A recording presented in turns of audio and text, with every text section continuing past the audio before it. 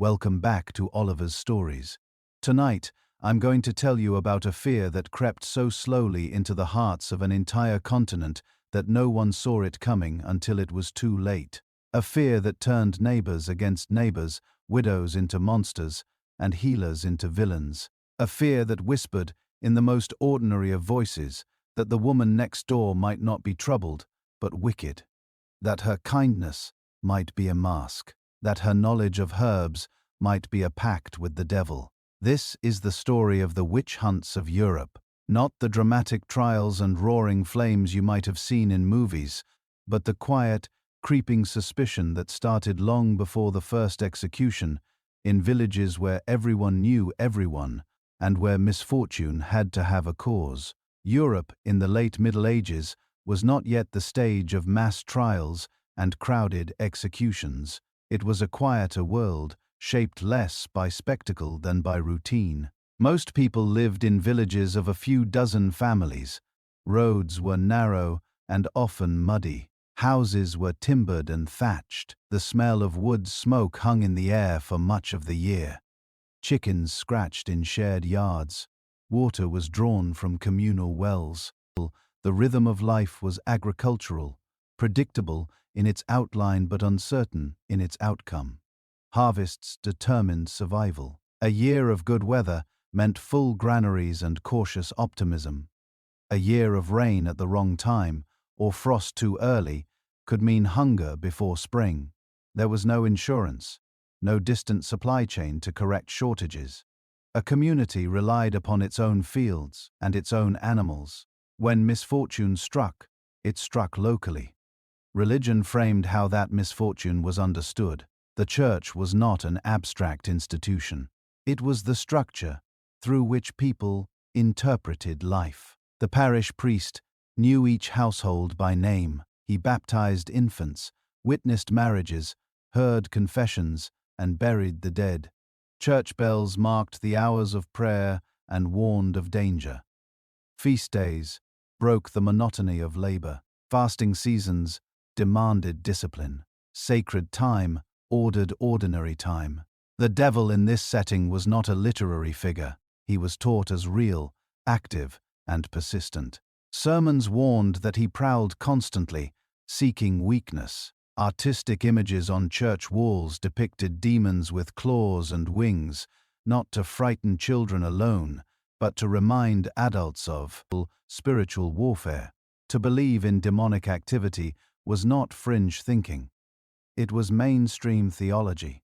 At the same time, European villages carried older traditions that had existed long before Christian doctrine had fully shaped rural life. Communities had explained illness and weather through charms and inherited practices. These did not disappear overnight. A woman might whisper a blessing learned from her grandmother while also attending Mass faithfully.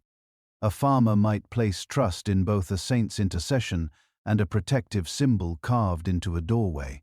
Few saw a contradiction in this blending.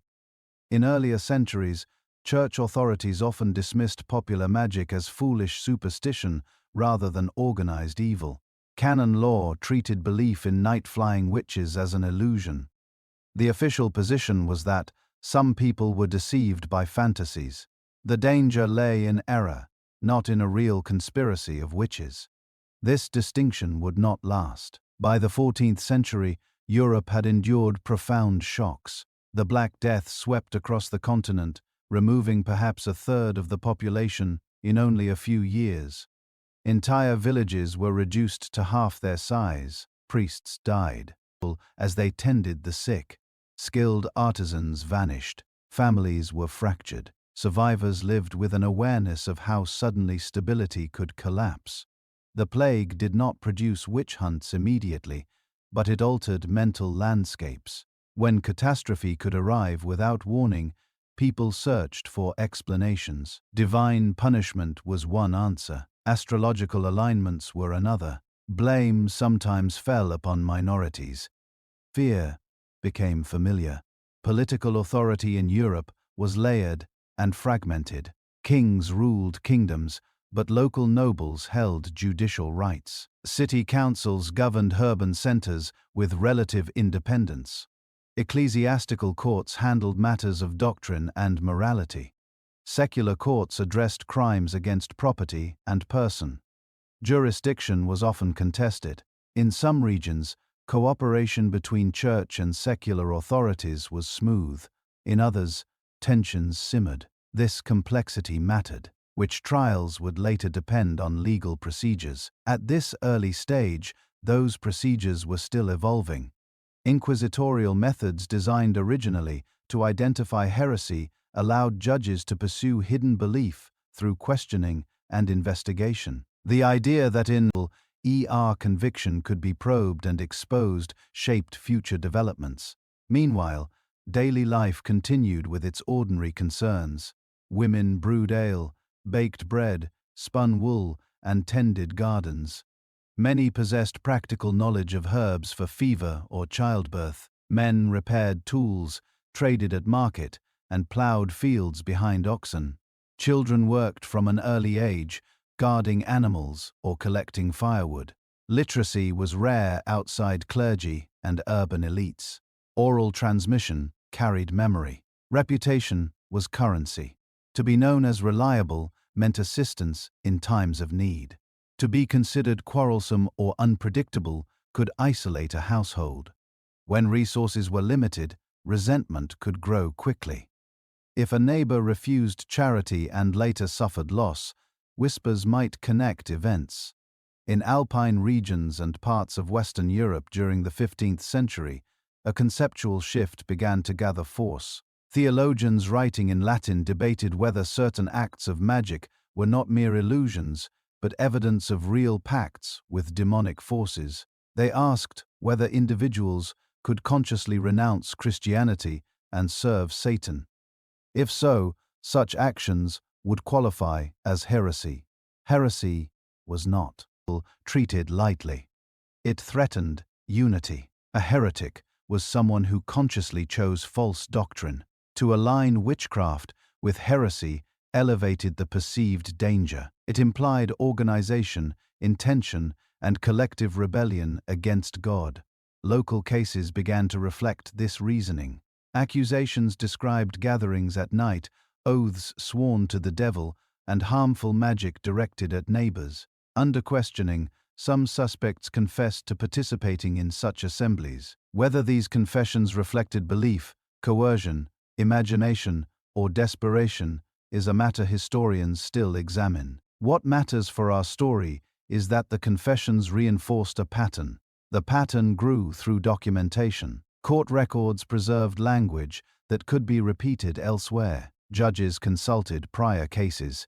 The stereotype of the witch, someone who caused storms, harmed livestock, spoiled milk, and attended secret meetings, became increasingly detailed. It would be inaccurate to imagine universal enthusiasm for such prosecutions. Many communities hesitated. Some clergy discouraged panic. Skepticism existed. Yet, the seeds of a new understanding had been planted. Witchcraft, as an organized diabolical conspiracy. Technological change would soon accelerate this process. The printing press, developed in the mid-15th century, allowed ideas to travel beyond manuscript circles. Theological treatises and sensational accounts could be reproduced in greater numbers. Though literacy remained limited, printed works influenced educated elites who shaped legal and religious policy. As Europe moved toward the 16th century, additional forces unsettled society. The Protestant Reformation fractured Christian unity. Competing confessions accused each other of corruption. Religious wars erupted. Authority became contested not only between local and central powers, but between faith traditions. In such an atmosphere, anxiety about spiritual purity intensified. If neighbors could secretly adhere to a rival confession, perhaps they could also secretly serve the devil. The logic of hidden allegiance became familiar. Economic pressures added strain. Population recovery after the plague created competition for land and employment. Price fluctuations affected urban workers. Climate shifts during the so-called Little Ice Age brought harsher winters and shorter growing seasons in some regions. NS. Crop failures felt ominous. In village settings, the elderly often depended on communal charity. A widow without sons might rely on neighbors for food or fuel. Gratitude and resentment could coexist. If she muttered in frustration after being refused help, and later illness struck that household, memory could draw a line between words and consequence. The gendered dimension of accusations began to emerge gradually. Women were associated with domestic spaces and bodily processes, childbirth, nursing, healing. When outcomes in those spaces were tragic, suspicion could attach to those nearby. Yet, it is important to note that men were also accused in significant numbers, particularly in certain regions. The stereotype was flexible enough to encompass various forms of social marginality. Belief in witchcraft did not require constant fear. It functioned as a background possibility. Most days passed without accusation. Markets operated, marriages were arranged, disputes were settled. But when clusters of misfortune accumulated, when storms destroyed crops or disease spread unexpectedly, explanations were sought. Authorities sometimes used witchcraft charges to assert control. Demon, straining vigilance against spiritual threat, could reinforce legitimacy. In territories where rulers sought to consolidate power, high-profile trials signaled moral guardianship. Yet, the early 15th century was still a period of formation rather than culmination. The idea of the witch had not yet crystallized fully. It was being assembled piece by piece through sermons, treatises, confessions, and rumor. Imagine living in a small town during this slow transformation. You attend church, hear warnings about the devil's cunning, and listen to stories circulating from neighboring villages. You notice that certain behaviors attract suspicion. You adjust your conduct accordingly. Fear is not overwhelming, but it is present, like a draft beneath a door. For scholars and judges, intellectual debates continued. Could demons manipulate weather? Could they transport humans physically? Were nocturnal gatherings real or imagined? These questions were not rhetorical exercises. They influenced legal judgments. As decades passed, answers leaned increasingly toward affirmation of real diabolical activity. This shift would prove decisive. Once witchcraft was framed as tangible alliance with evil, prosecution became not merely permissible but necessary. Still, it is worth pausing in this early moment. Europe had not yet entered the peak of the hunts. Communities were complex, capable of both suspicion and solidarity. Some regions experienced minimal trials throughout the entire period.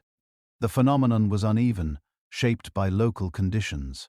If you had been born into such a village, accustomed to blending Christian devotion with inherited customs, aware of hardship but also of shared labor, what beliefs would have felt natural to you?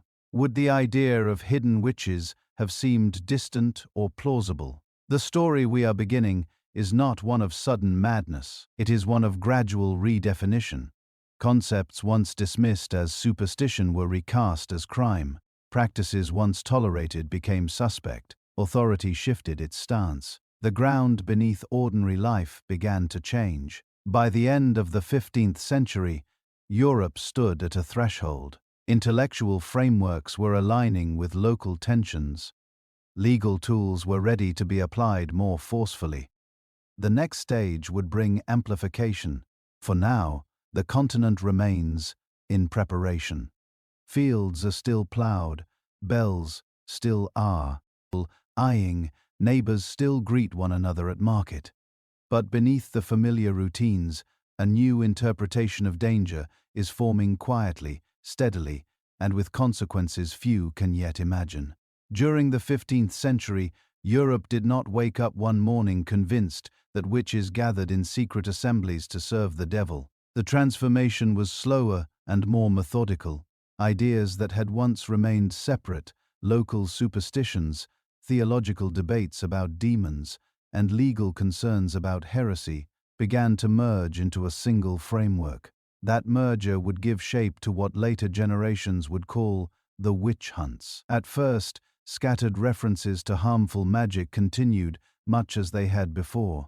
A neighbor might complain that butter would not churn after an argument. A farmer might suspect that livestock illness followed a quarrel. Such suspicions were handled locally. Sometimes reconciliation followed.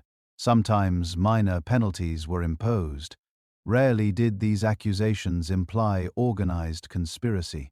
The shift came when learned authorities began to reconsider the nature of witchcraft itself. In universities and ecclesiastical courts, theologians explored a more systematic understanding of demonic power.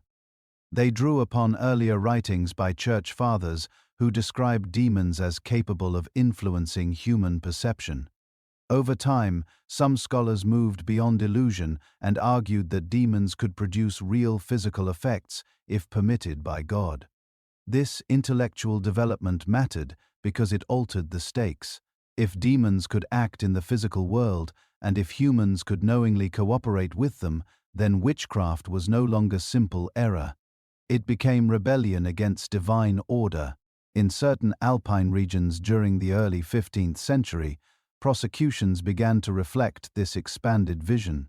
Records from parts of Switzerland and southeastern France show judges questioning suspects about night gatherings, secret oaths, and renunciation of Christian belief. These elements did not arise spontaneously from village rumor. They were often introduced through interrogation.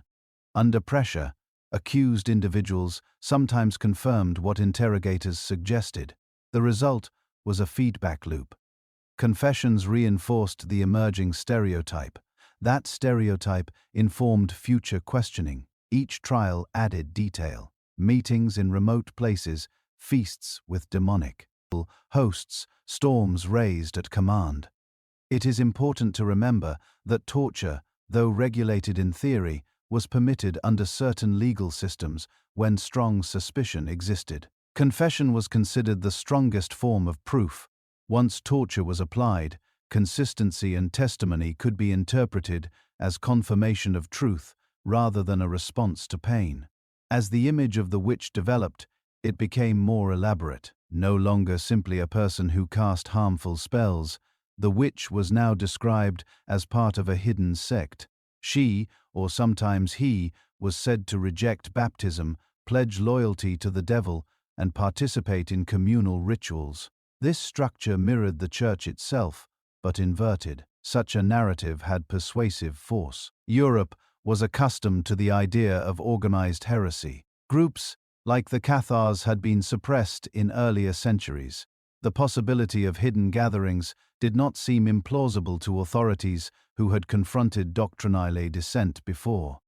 Meanwhile, broader political tensions were intensifying. The Holy Roman Empire, which encompassed much of Central Europe, was a patchwork of semi-autonomous territories. Princes, bishops, and city councils guarded their rights carefully. In such a fragmented landscape, asserting moral vigilance could strengthen local authority. When a magistrate prosecuted witches decisively, it demonstrated commitment to protecting both faith and community. Trials could signal competence and piety. They also provided opportunities to regulate behavior at the margins of society. At the village level, daily life continued much as before.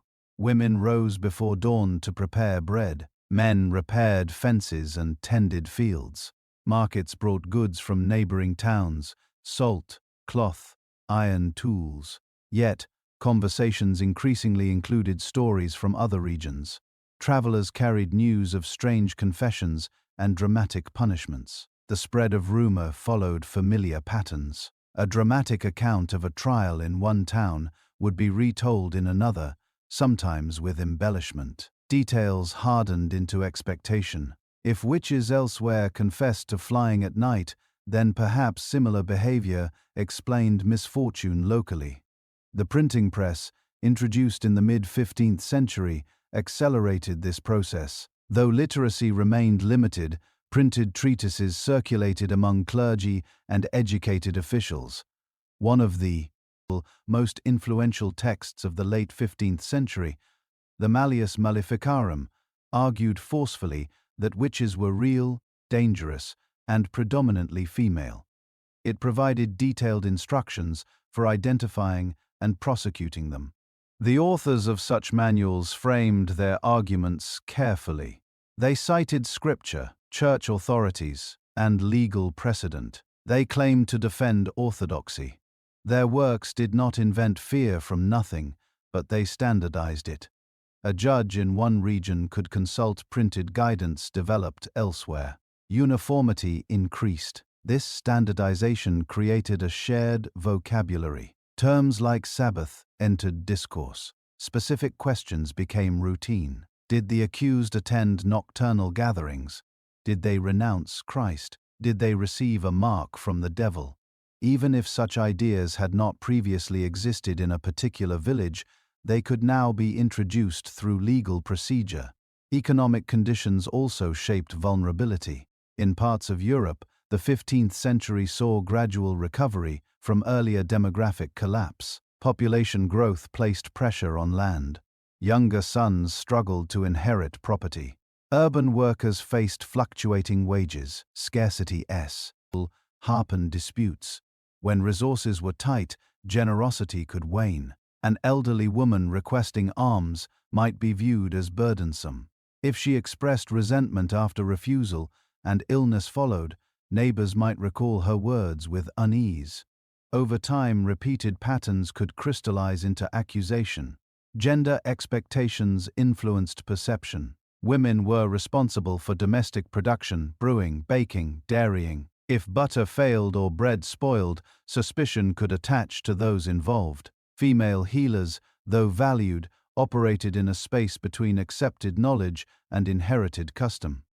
Their remedies, successful or not, carried risk to reputation. Yet men were not immune.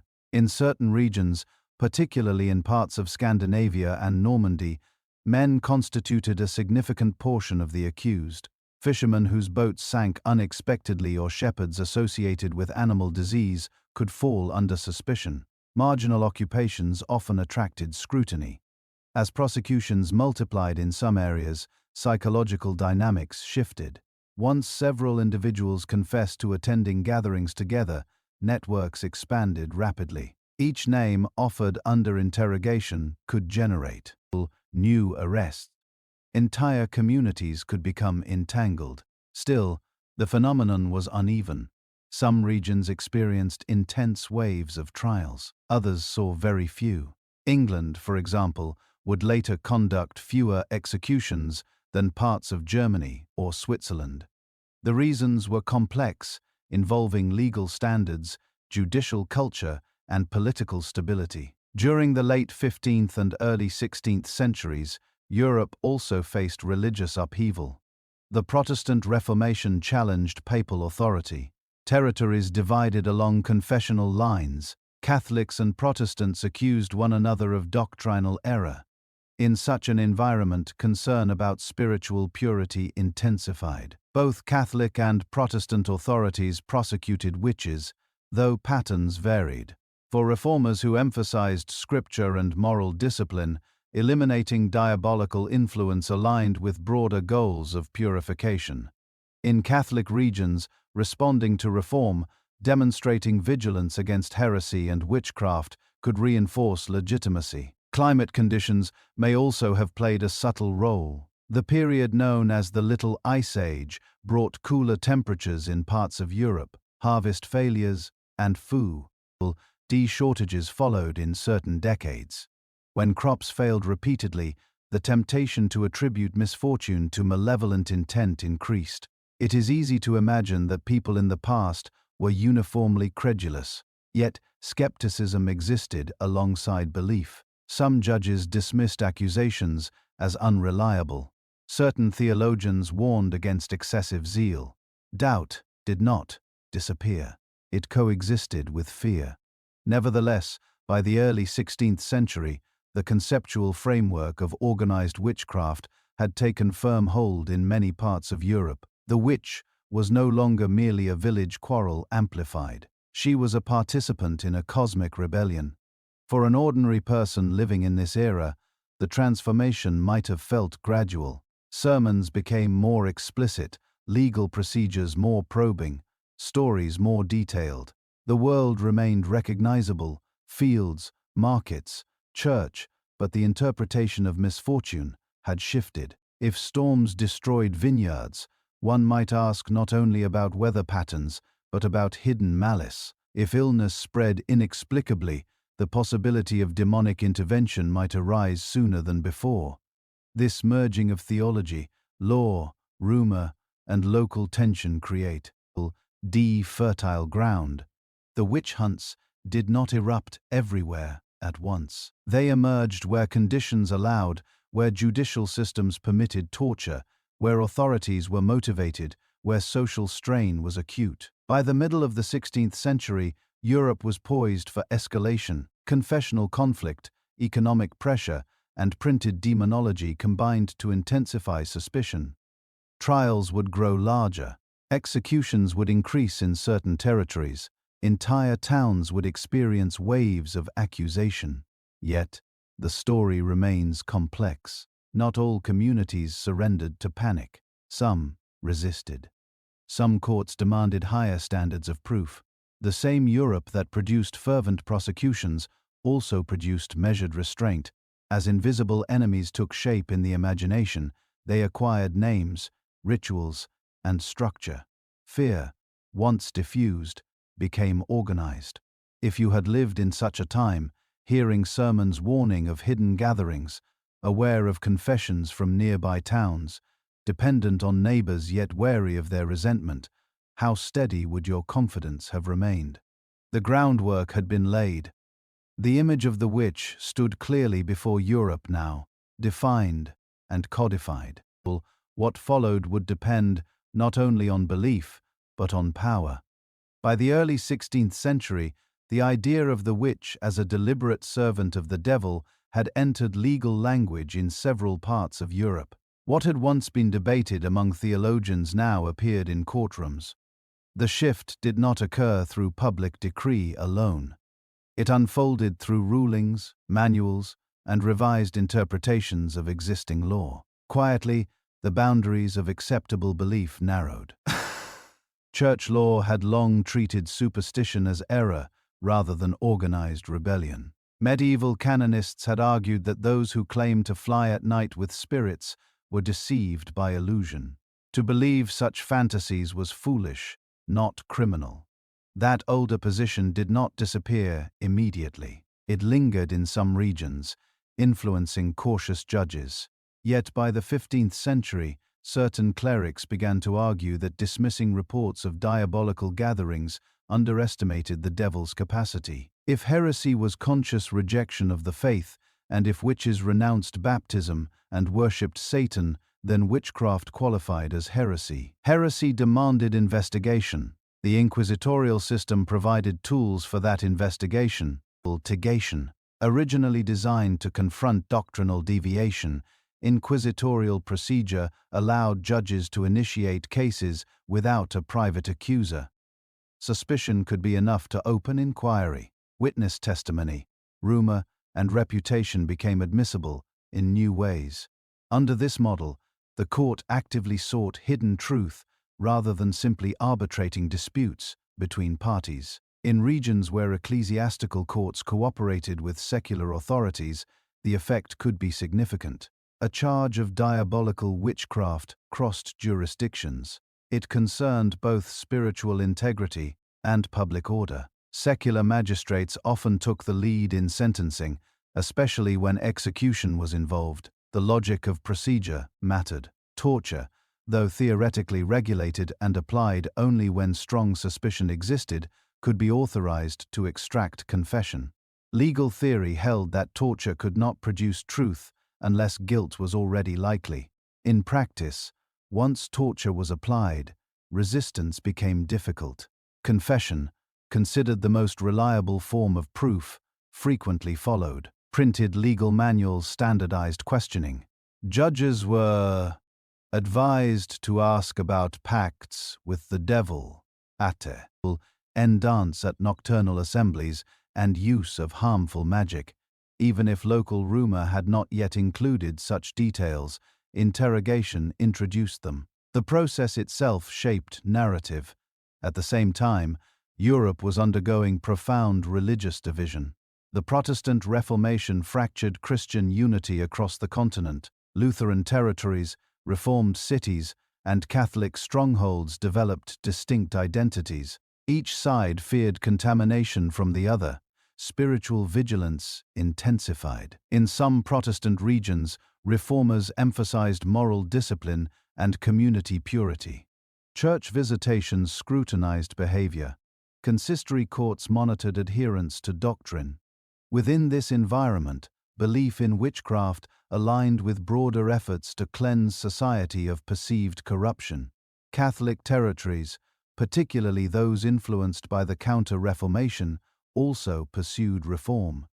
Seminaries improved clerical education. Bishops conducted visitations. Demonstrating resolve against diabolical threats could reinforce Catholic renewal.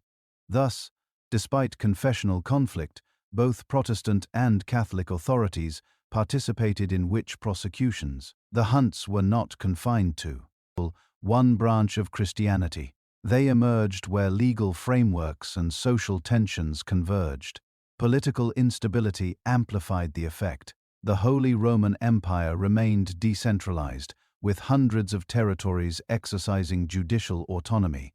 Some prince-bishops and secular rulers saw witch trials as opportunities to assert moral authority. Large-scale prosecutions in certain German territories during the late 16th century reflected this intersection of power and belief.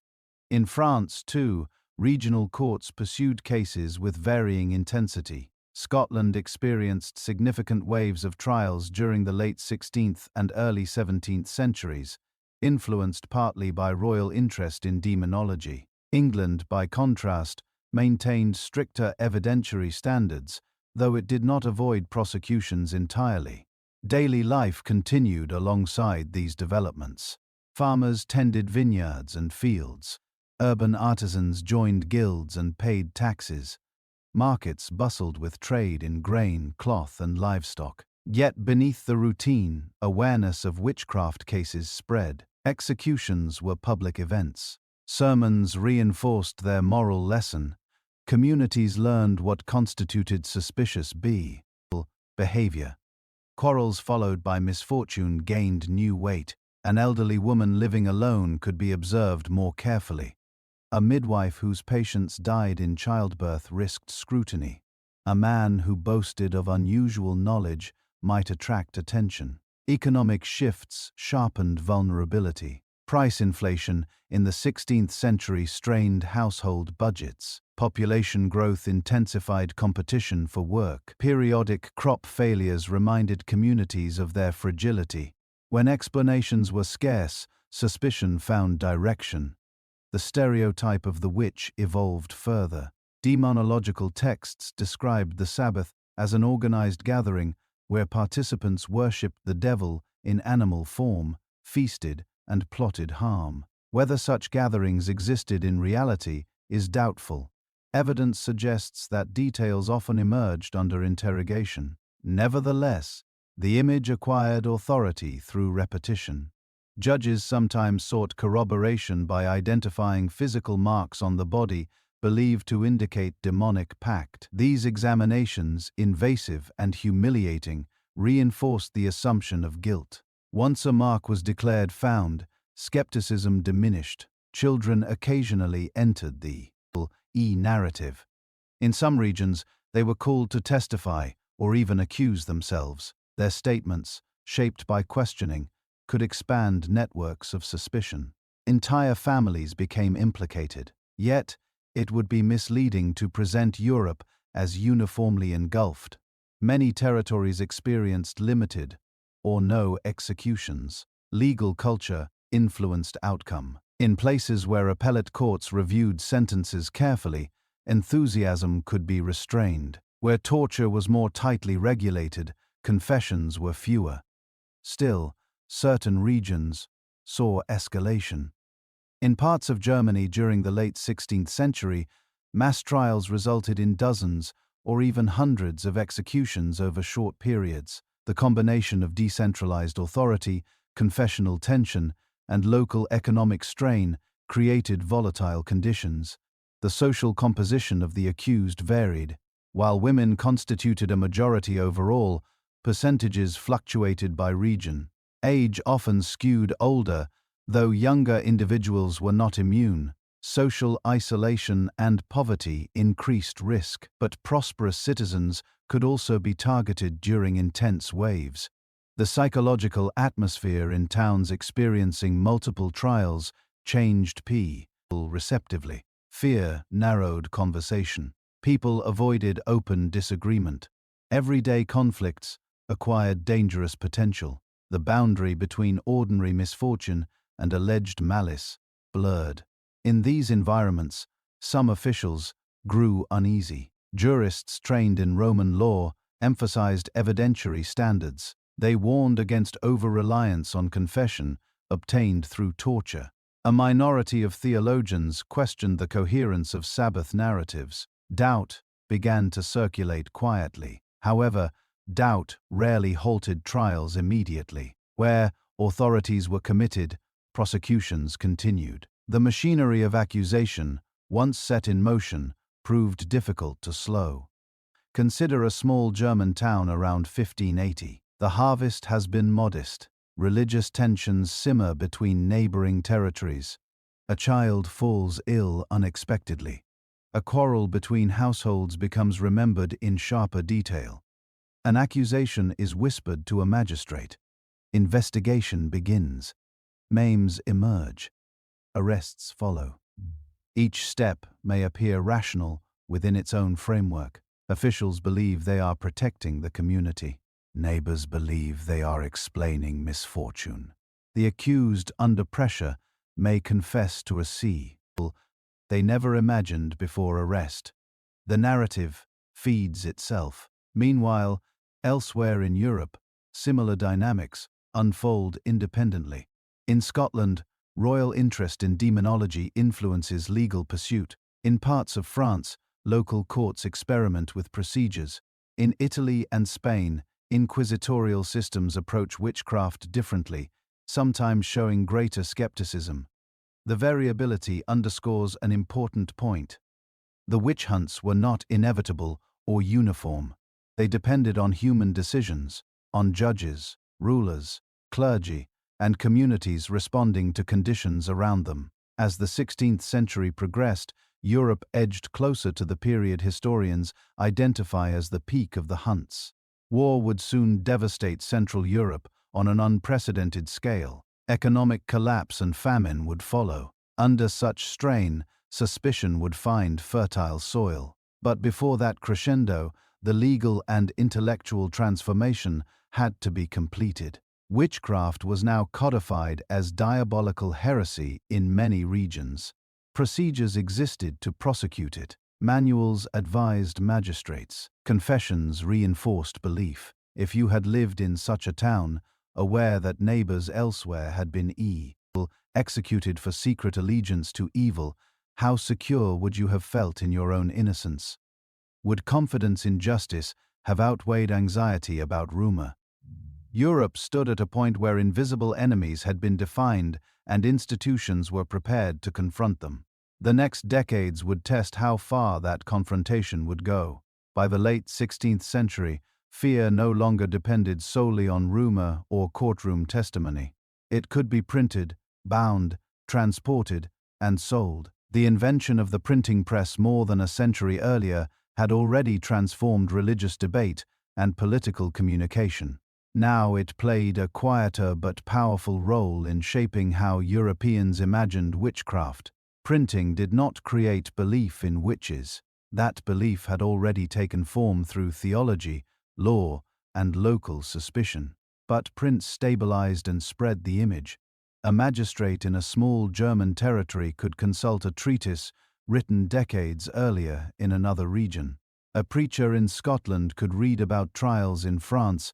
Pamphlets recounting sensational confessions circulated beyond the towns where they occurred. One of the most influential works published in the late 15th century argued that witches were not rare exceptions, but active agents of Satan. Its authors framed their case as a defense of orthodoxy, insisting that disbelief in witches bordered on heresy itself. Though not universally accepted, the text traveled widely and influenced generations of officials. These manuals provided structured guidance: how to identify suspects, how to question them, how to interpret resistance. They emphasized patterns, night meetings, pacts with the devil, harmful magic. Even when local accusations began with something modest, such as spoiled milk or sick livestock, interrogation could expand them into a full narrative of conspiracy. Print also shaped imagination in subtler ways. Woodcut illustrations depicted witches flying through the air, gathering around demonic figures or stirring cauldrons. For many who could not read, images communicated powerfully. They fixed certain expectations about what witches did and how they appeared. At the same time, literacy was spreading slowly beyond clerical and elite circles. Urban artisans, merchants, and some rural householders acquired basic reading skills. Printed sermons and broadsheets entered domestic spaces. Stories of ALS in distant regions could be discussed at market stalls or in taverns. This flow of information did not produce uniform reaction. In some places, exposure to printed demonology intensified vigilance. In others, it provoked skepticism. The same technology that amplified fear also enabled critique. A minority of writers questioned the reliability of confessions and the logic of Sabbath narratives. Political conditions further complicated matters. Europe in the late 16th and early 17th centuries was marked by confessional division and intermittent warfare. Rulers sought to consolidate control within their territories. Public demonstrations of moral authority could strengthen their position. In parts of the Holy Roman Empire, decentralized governance meant that local authorities wielded significant judicial power. Prince-bishops and secular lords sometimes pursued witch trials vigorously, interpreting them as acts of purification. When trials produced confessions naming additional suspects, networks expanded rapidly. Urban centers experienced their own tensions. Guild regulations controlled trades tightly, and economic competition could foster resentment. Women who operated outside formal guild structures, such as independent healers or brewers, could be seen as disruptive. Accusations sometimes reflected these undercurrents. The period also coincided with climatic fluctuation. Cooler temperatures and erratic weather affected harvests in various regions. When vineyards failed or grain yields declined, communities felt exposed. The search for explanation returned to familiar patterns: divine displeasure, hidden malice, spiritual threat. In territories where authorities embraced aggressive prosecution, printed accounts of successful trials reinforced momentum. A confession extracted in one town became precedent in another. The narrative of the witch Sabbath grew more detailed with each retelling. Yet, even at this stage, variation remained significant. Some regions of Italy and Spain, under inquisitorial systems, demonstrated caution. Their procedures often required higher evidentiary standards. Appeals to central authorities sometimes halted local enthusiasm. As a result, large-scale executions were less common there than in parts of Germany or Switzerland. In England, the legal framework differed. Torture was not routinely permitted under common law. Witchcraft was prosecuted, but evidentiary rules constrained procedure. Accusations relied more heavily on witness testimony and alleged familiar spirits. The scale of executions remained smaller compared to continental peaks. Scotland, by contrast, experienced notable waves of trials, particularly during periods of political uncertainty. Royal endorsement of witch-hunting rhetoric gave additional weight to prosecutions. Printed accounts of Scottish trials circulated widely, feeding continental imagination as well. As information traveled, so did fear. Consider a modest town in Central Europe, around 1600. News arrives that a neighboring territory has uncovered a network of witches responsible for storms and disease. Pamphlets recount dramatic confessions. Local clergy preach about vigilance. The town council discusses whether similar dangers might exist within its own walls. Ordinary residents absorb these signals. A dispute over pasture rights takes on sharper edges. A woman known for blunt speech is remembered for past quarrels. When misfortune strikes, perhaps a sudden death or livestock illness, older grievances combine with new imagery.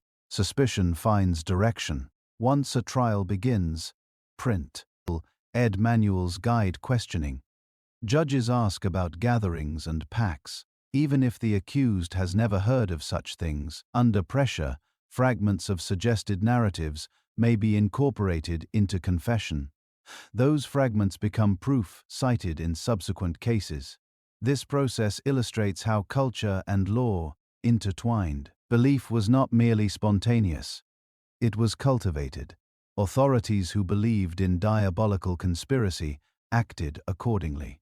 Their actions shaped outcomes that seemed to confirm their beliefs. At the same time, dissenting voices existed. Some jurists argued that torture corrupted testimony. Certain clergy cautioned against credulity. A few writers published critiques suggesting that many accused were innocent victims of fear and coercion. Their arguments circulated through the same print networks that spread demonology. The tension between amplification and skepticism defined the period. In regions where skepticism gained institutional support, trials subsided. Where zeal prevailed, persecution intensified. The printing press thus functioned as both magnifier and mirror. It magnified fear by repeating vivid accounts. It mirrored existing anxieties, reflecting them back into in standardized form. Daily life continued in parallel. Fields were planted. Apprentices learned trades.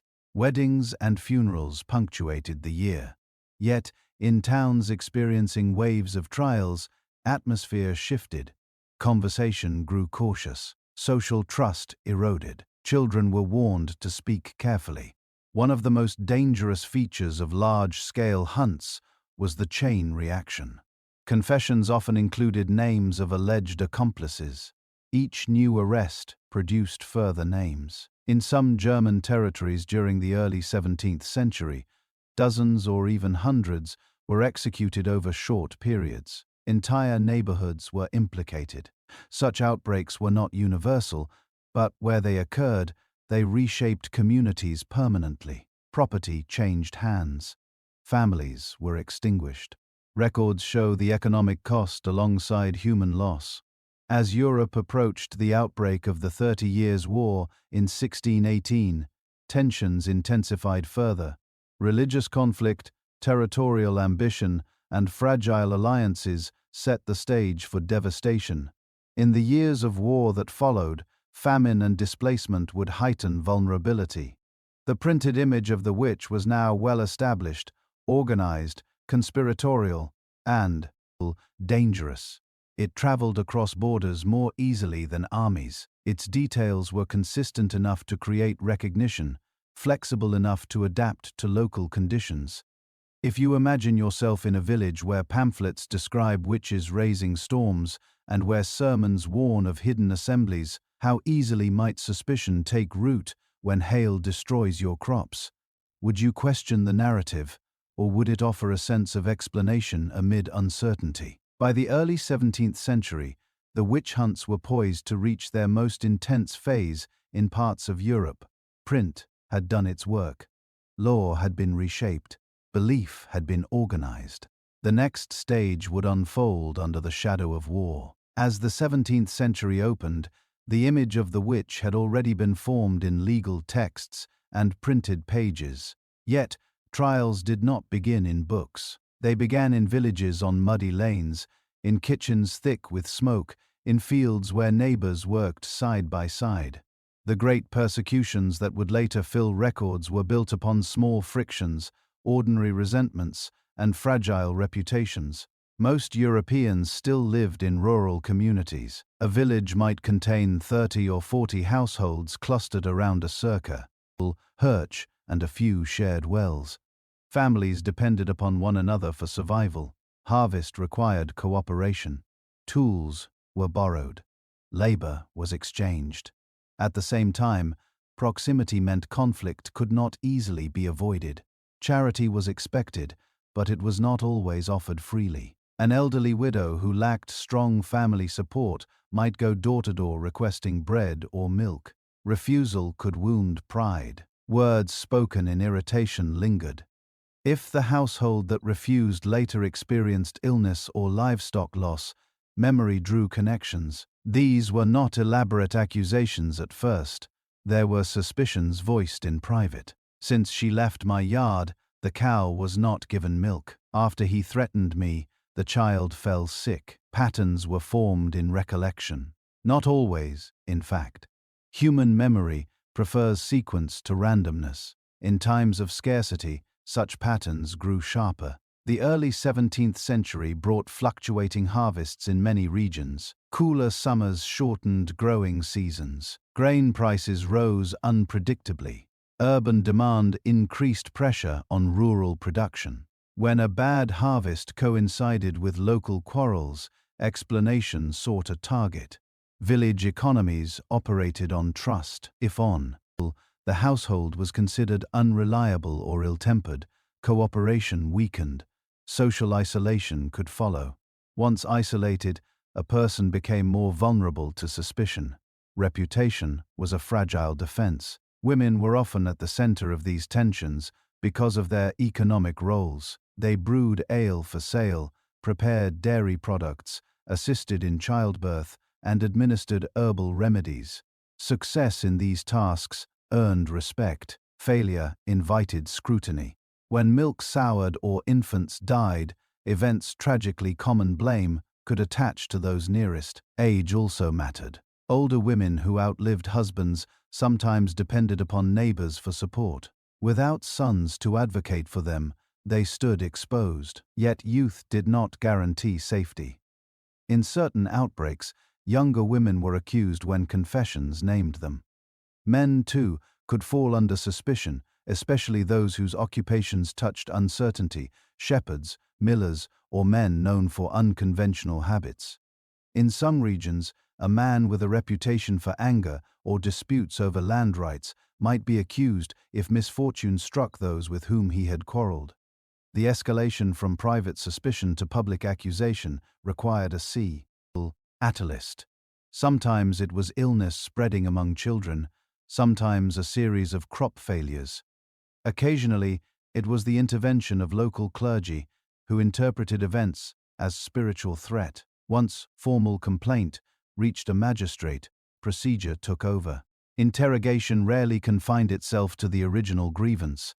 Judges, informed by demonological literature, ask structured questions about pacts with the devil and attendance at gatherings. A villager accused of spoiling milk might suddenly be pressed to describe nocturnal meetings. The scope expanded. Under questioning, especially if torture was authorized, confessions could grow elaborate. The accused might repeat details suggested by interrogators, weaving them into a personal narrative. Each confession reinforced communal fear. If one neighbor admitted to secret assemblies, suspicion fell on others. Small communities could unravel quickly. Once several individuals were arrested, cooperation collapsed. Families distanced themselves from the accused to protect their own standing. Silence became safer than defense. Children might be questioned about what they had seen or heard. Fear entered domestic spaces. Yet not every accusation led to execution. Some courts dismissed charges for lack of evidence. In regions with stricter legal oversight, higher authorities reviewed local decisions. Appellate intervention occasionally halted waves before they intensified. The variability of outcome depended partly on judicial culture.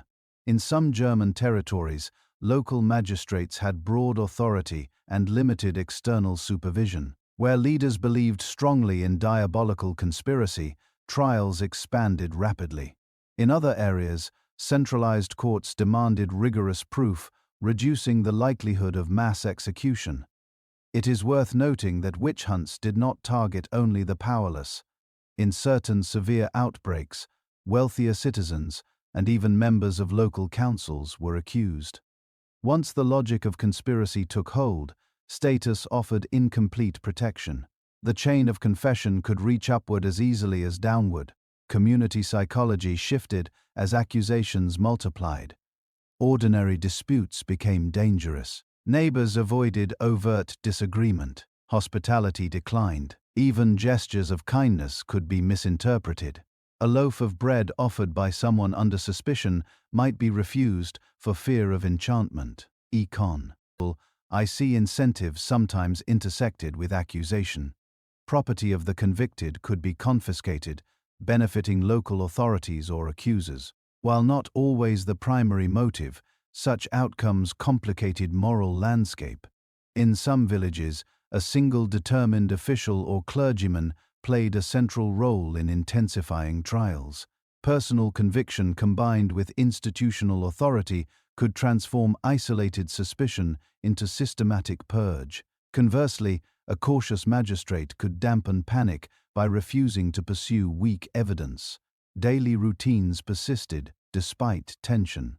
Fields still required tending, markets still convened, but conversation carried restraint. Parents warned children to avoid certain households. Invitations to communal gatherings were reconsidered. Imagine living in such a village when the first arrest occurs. Perhaps it is a woman long regarded as difficult. Few protest initially. When she confesses and names others, unease spreads. Those named protest innocence, but fear grows. You begin to reconsider past quarrels. Words spoken months earlier feel newly significant. As more arrests follow, the sense of collective vulnerability deepens. The enemy is no longer abstained, racked. It is said to reside among you. The possibility that several neighbors have secretly conspired against the community transforms trust into uncertainty. Not all outbreaks reached extreme proportions. Many villages experienced only a handful of trials. Yet, in territories where multiple factors aligned economic stress, strong judicial zeal, and established demonological belief, persecution could escalate dramatically. By the early decades of the 17th century, some regions in Central Europe were experiencing intense waves of trials. The stage was set for an even greater catalyst: prolonged war. The 30 Years' War would soon devastate much of Central Europe, bringing famine, displacement, and violence. In its shadow, communities already accustomed to suspicion would confront hardship on an unprecedented scale. Village tensions had laid the groundwork. Printed fear had standardized narrative. Legal shifts had enabled prosecution. The next phase would reveal how deeply war could entangle itself with belief. The witch hunts did not erupt from a single decree. They grew from soil tilled by everyday life, by hunger, by pride, by rumor, and by the fragile bonds that held communities together. By the time accusations became formal charges, the machinery of justice had already been set in motion. A complaint delivered to a magistrate did not simply express suspicion. It initiated a structured process. That process, measured, procedural, and often recorded in careful handwriting, could nonetheless produce outcomes that reshaped entire communities. Courts across Europe differed in detail, yet many shared certain features. Once a person was accused of witchcraft, preliminary inquiry assessed whether suspicion appeared credible. Reputation, prior quarrels, and witness testimony were gathered. If authorities deemed the case serious, arrest followed. The accused was removed from household and placed in confinement, sometimes in a town jail, sometimes in a castle tower. Imprisonment itself exerted pressure. Separation from family meant loss of income and social support. Food might depend on relatives providing it. Uncertainty weighed heavily. The accused did not know how long questioning would last or what evidence was being assembled. Interrogation proceeded according to legal norms of the region. Judges asked about specific acts, harming livestock, causing illness, casting storms. They also asked about pacts with the devil, attendance at nocturnal gatherings, and renunciation of faith. These latter questions reflected demonological literature more than village rumor. They expanded the scope of accusation. If the accused denied all charges, courts in some territories could authorize torture under regulated conditions. Legal theory required strong indication of guilt before torture was applied. In practice, interpretation of strong indication varied. Once torture began, resistance was difficult. Confession often followed, sometimes partial at first, then expanded under renewed questioning. Confessions frequently contained details that aligned closely with expectations set by manuals. The accused might describe meeting a dark figure who demanded allegiance, receiving a mark upon the body, or attending gatherings in remote locations. Whether these narratives reflected belief, imagination, or compliance under duress is impossible to determine fully. What is clear is that they reinforced existing stereotypes. After confession, names of accomplices were often requested. This step proved crucial. Each additional name generated new investigations. The web of suspicion widened. Entire neighborhoods could become implicated within weeks. Trials were public events. Executions, when ordered, drew crowds. Authorities framed them as acts of justice and purification. Sermons emphasized the danger that had been removed. The spectacle reinforced communal belief that threat had been real. Yet the emotional atmosphere inside a town, undergoing successive trials, was complex. Fear coexisted with relief. Some residents felt safer after an execution. Others worried quietly that accusation might reach them next. Conversations became cautious. Old grievances were left unspoken. Women remained the majority among the accused in many regions, but patterns varied. In southwestern Germany, during intense outbreaks, women constituted a high percentage of victims. In Iceland and parts of Finland, men were more frequently accused. These variations remind us that cultural context shaped outcomes. The role of children in trials deserves careful attention. In some cases, children testified against adults, sometimes after questioning that introduced specific narratives. Their statements carried weight because innocence was assumed. In rare instances, children themselves were accused and executed. Such cases reveal how far suspicion could extend when unchecked. Judicial culture influenced severity. In territories with appellate courts, higher authorities occasionally overturned local verdicts. Centralized oversight could restrain zeal. Where local magistrates operated with limited supervision, escalation was more likely. The economic consequences of trials were significant. Property of the convicted was often confiscated, divided between authorities and sometimes accusers. This created material incentives that complicated moral motivations. While not all prosecutions were driven by greed, financial benefit could reinforce continuation. War intensified pressures. When the 30 Years' War erupted in 1618, Central Europe entered prolonged conflict. Armies moved across territories, requisitioning food and lodging. Fields were trampled, villages burned. Famine and disease followed displacement. In such conditions, fear found fertile ground. In war-torn regions, communities already weakened by loss sought explanations for continuing hardship. Witchcraft accusations sometimes increased during periods of acute stress. When cattle died or crops failed under wartime disruption, suspicion resurfaced. However, war also disrupted legal systems. In some territories, judicial infrastructure collapsed, limiting prosecutions. The relationship between war and witch trials was not uniform. In certain places, conflict fueled hunts, in others, it curtailed them. Inside a town experiencing trials, daily routine persisted in uneasy balance. Bakers prepared bread, blacksmiths forged tools. Markets reopened after executions, yet absence was visible. Houses once occupied stood empty. Children grew up without parents. Confessions recorded in court registers reveal repetitive elements, yet individual lives behind them were varied. Some accused were outspoken, others were quiet. Some were healers, others were laborers. There was no single personality type. The psychological burden on officials also deserves attention. Judges believed they were upholding law and protecting community. Many were educated men, trained in jurisprudence.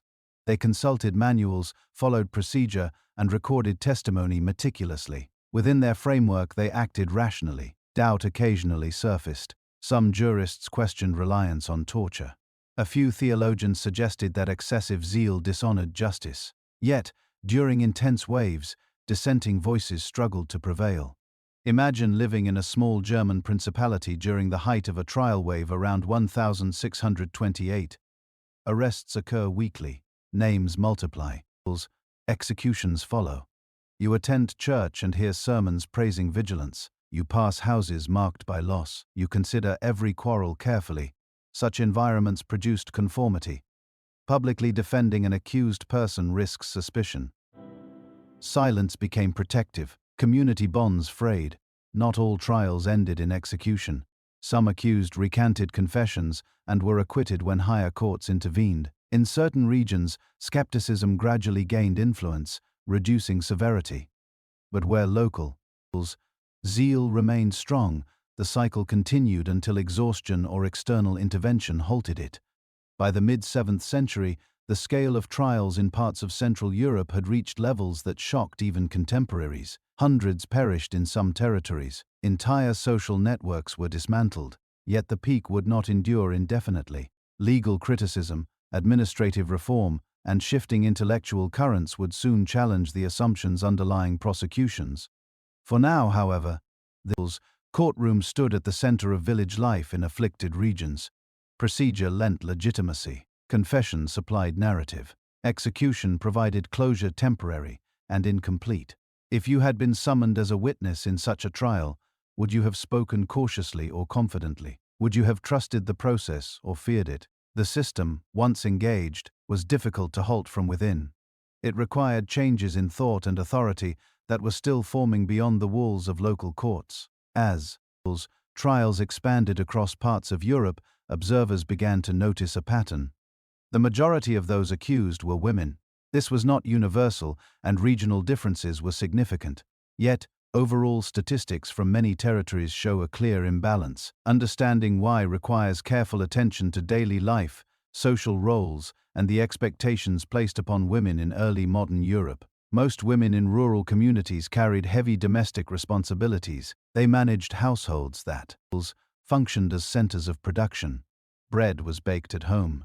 Brewed in small batches. Dairy processed by hand. Gardens supplied vegetables and medicinal herbs. Women oversaw childbirth and nursing. Tasks accompanied by risk and uncertainty.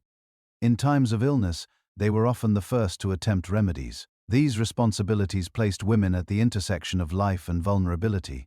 When a newborn failed to survive, or when fever spread through a household, the woman who assisted could be remembered in sorrow and suspicion.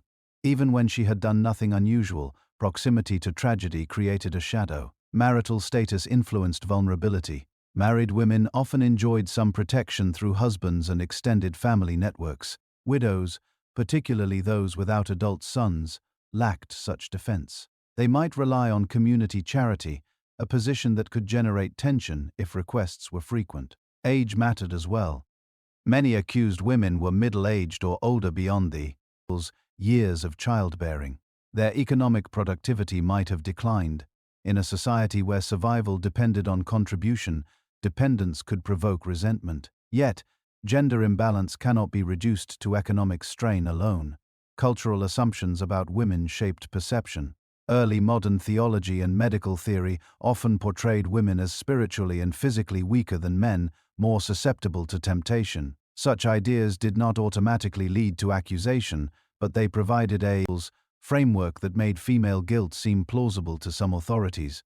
Demonological literature reinforced these assumptions. Some treatises argued that women's supposed emotional instability and curiosity made them prone to diabolical influence. These arguments circulated among educated elites, shaping judicial mindset. At the village level, daily interaction revealed a more complex reality. Women negotiated markets, resolved disputes, and managed households with competence. Many were respected. figures. Accusation did not fall indiscriminately upon all women. It targeted those whose relationships had frayed. Quarrels over small matters, use of common pasture, lending of tools, refusal of alms could escalate over time. A sharp exchange might be recalled months later when misfortune occurred. Words spoken in frustration acquired new meaning. Women who practiced informal healing occupied ambiguous ground. Knowledge of herbs could alleviate symptoms, but when cures failed, the same knowledge could be reinterpreted as harmful intent. Success and suspicion were separated by fragile distance. It is important to recognize that many women who confessed under interrogation described experiences that reflected their cultural environment. They spoke of dreams, encounters with dark figures, or participation in gatherings that echoed stories circulating widely. Whether these narratives were shaped by coercion, internalized belief, or survival instinct, they reveal how deeply imagery had penetrated imagination. Men were not absent from the story. In some Scandinavian regions and parts of Northern Europe, a significant proportion of the accused were male. Fishermen blamed for storms or men associated with folk magic faced prosecution. Gender patterns varied according to local culture. However, in regions experiencing intense hunts, such as parts of southwestern Germany, the predominance of women was striking. Entire clusters of widows and middle-aged women could be executed within months. Once several women from similar social positions were condemned, the stereotypes strengthened further. Family dynamics suffered profoundly. Children lost mothers. Husbands were left to manage households alone. Surviving relatives bore stigma. In some communities, property confiscation deepened hardship. At the same time, not all women were powerless victims. Some participated in accusations against others, testifying to suspicious behavior or past quarrels. Social networks were complex. Women could act as accusers, witnesses, or defendants depending on circumstance. The courtroom experience differed from domestic life. When brought before magistrates, women confronted male authorities who framed questions in theological and legal terms unfamiliar to rural routine. The language of pacted and Sabbath was not drawn from everyday conversation. It emerged from educated discourse. Under pressure, particularly when torture was applied, confessions might incorporate elements that seemed foreign to village life.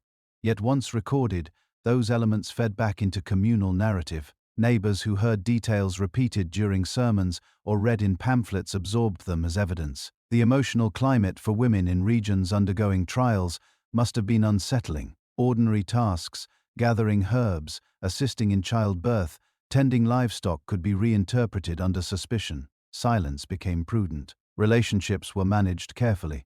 Marriage patterns were also affected. Families might hesitate to align with households touched by accusation. Dowries and inheritance disputes intersected with social standing.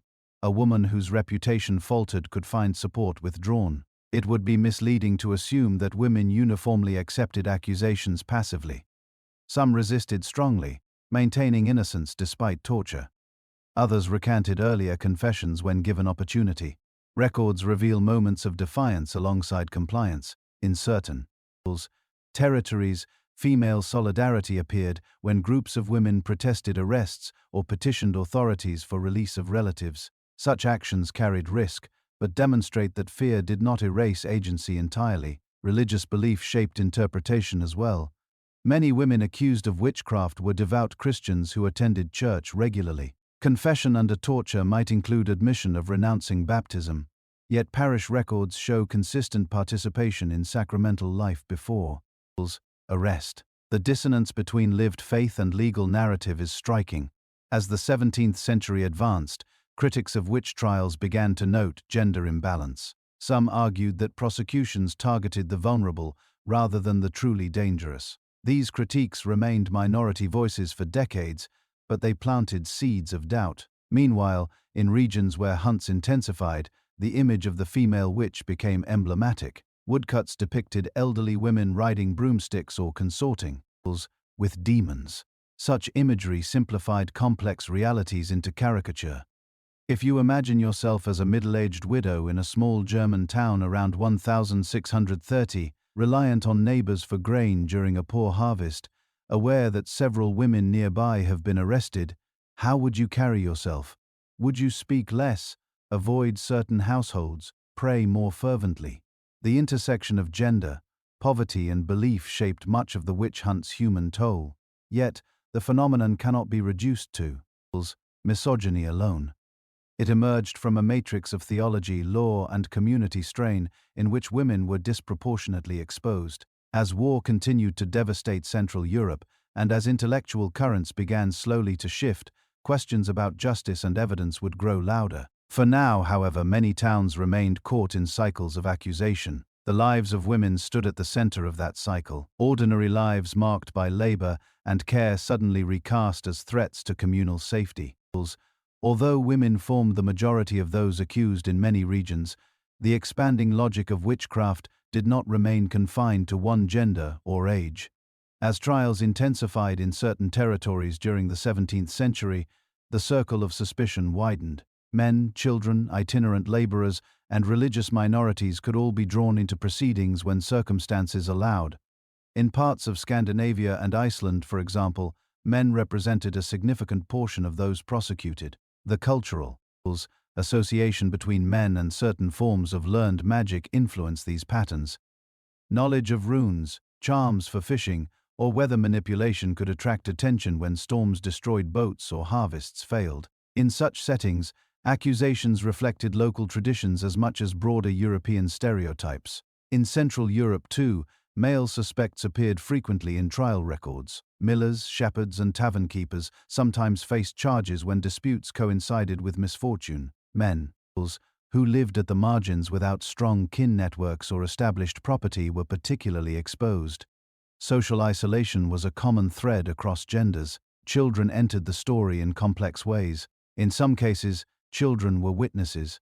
Courts occasionally called upon them to describe what they had seen or heard in households under suspicion. Because childhood was associated with innocence, their testimony could carry emotional weight. Yet, questioning often introduced specific imagery. When asked repeatedly about nocturnal gatherings or strange visitors, children might produce narratives shaped by suggestion. There were also instances where children themselves were accused during intense outbreaks in certain German territories. Adolescents, and even younger children, were imprisoned and in rare cases executed. Such episodes reveal how deeply fear could penetrate communal judgment when unchecked. The social dynamics of accusation often depended on cumulative effect. Once a community experienced several confessions naming accomplices, the assumption of widespread conspiracy took hold. At that stage, personal standing offered diminishing protection. Merchants, artisans, and even local officials could become suspects if named repeatedly. In some of the most severe outbreaks, such as those in Würzburg and Bamberg during the 1620s and 1630s, records indicate that individuals from varied social backgrounds were executed, including members of respected families. These trials unfolded during the turbulence of the 30 Years' War, when political instability and economic devastation created acute vulnerability. War altered the daily landscape profoundly. Armies requisitioned grain and livestock, villages were burned or abandoned, disease spread through displaced populations. In such circumstances, communities searched urgently for explanations. When suffering seemed relentless, attributing misfortune to hidden malice provided a framework that, however flawed, offered direction. The expansion of accusation to outsiders also reflected anxiety about mobility. The early modern period saw increasing movement of itinerant laborers, soldiers, and beggars across territories. Strangers lacked established reputations and kinship ties. When misfortune followed their arrival, suspicion could fall swiftly. Religious minorities sometimes face particular scrutiny. In territories marked by confessional tension, those associated with rival beliefs might be viewed through a lens of suspicion. Although witch trials were not primarily directed against religious minorities in the same way as earlier heresy persecutions, confessional identity could influence judicial zeal. As the net widened, psychological strain intensified in towns undergoing successive arrests. Daily life acquired a cautious tone. Parents instructed children to avoid certain conversations. Neighbors refrained from open disagreement. Markets remained busy, yet interactions were guarded. The legal framework continued to drive expansion. Confessions extracted under pressure included lists of names. Each new suspect reinforced the impression of organized conspiracy. Even if individual accusations were weak, cumulative testimony created momentum. However, resistance also appeared more visibly during this period. Some local officials confronted with the social cost of large-scale prosecutions hesitated. Appeals to higher courts increased. Jurists trained in Roman law questioned whether torture-induced confessions met evidentiary standards. In certain territories, appellate review proved decisive. Central authorities overturned sentences or demanded stricter proof. Such interventions curtailed waves that might otherwise have continued. These moments illustrate that the witch hunts were not an unstoppable tide, but a series of human decisions shaped by legal culture. Intellectual currents were also shifting gradually. The early 17th century witnessed developments in natural philosophy that emphasized observation and skepticism. While these ideas did not immediately transform popular belief, they began to influence educated elites who shaped policy. At the same time, theological debate continued. Some clergy maintained strong conviction in diabolical conspiracy. Others expressed concern that excessive zeal harmed Christian charity. These internal disputes affected how aggressively trials proceeded in different regions. It is striking that even in territories experiencing intense persecution, not every accusation succeeded. Some suspects were released for lack of evidence. Others received lighter sentences such as banishment. The severity of outcome depended on local context. The human cost of expansion remained profound. Families fractured. Children grew up without parents. Economic stability faltered when productive adults were removed from communities. Social trust eroded. Imagine living in a town where both women and men are being arrested, while children's testimonies circulate, and where outsiders are viewed with suspicion. You might begin to calculate your words carefully. A disagreement over land boundaries could have consequences beyond the dispute itself. A rumor repeated casually could end in imprisonment. Yet beyond afflicted regions, other parts of Europe experienced far fewer trials. In Spain, the Inquisition conducted investigations, but often demonstrated skepticism toward mass panic, particularly after early cases revealed unreliable testimony. In England, though prosecutions occurred, especially during the Civil War period, the overall scale remained lower than in parts of Germany. These regional contrasts highlight the contingent nature of events. Where legal restraint existed, fear was moderated. Where decentralized authority combined with strong belief, escalation followed. By the mid-7th century, the cumulative effect of war, economic strain, and confessional division had brought witch hunts in some territories to their most intense phase. At the same time, seeds of doubt were spreading through intellectual and judicial circles. The expansion of accusation beyond women to men and children revealed both the adaptability and fragility of the underlying belief system.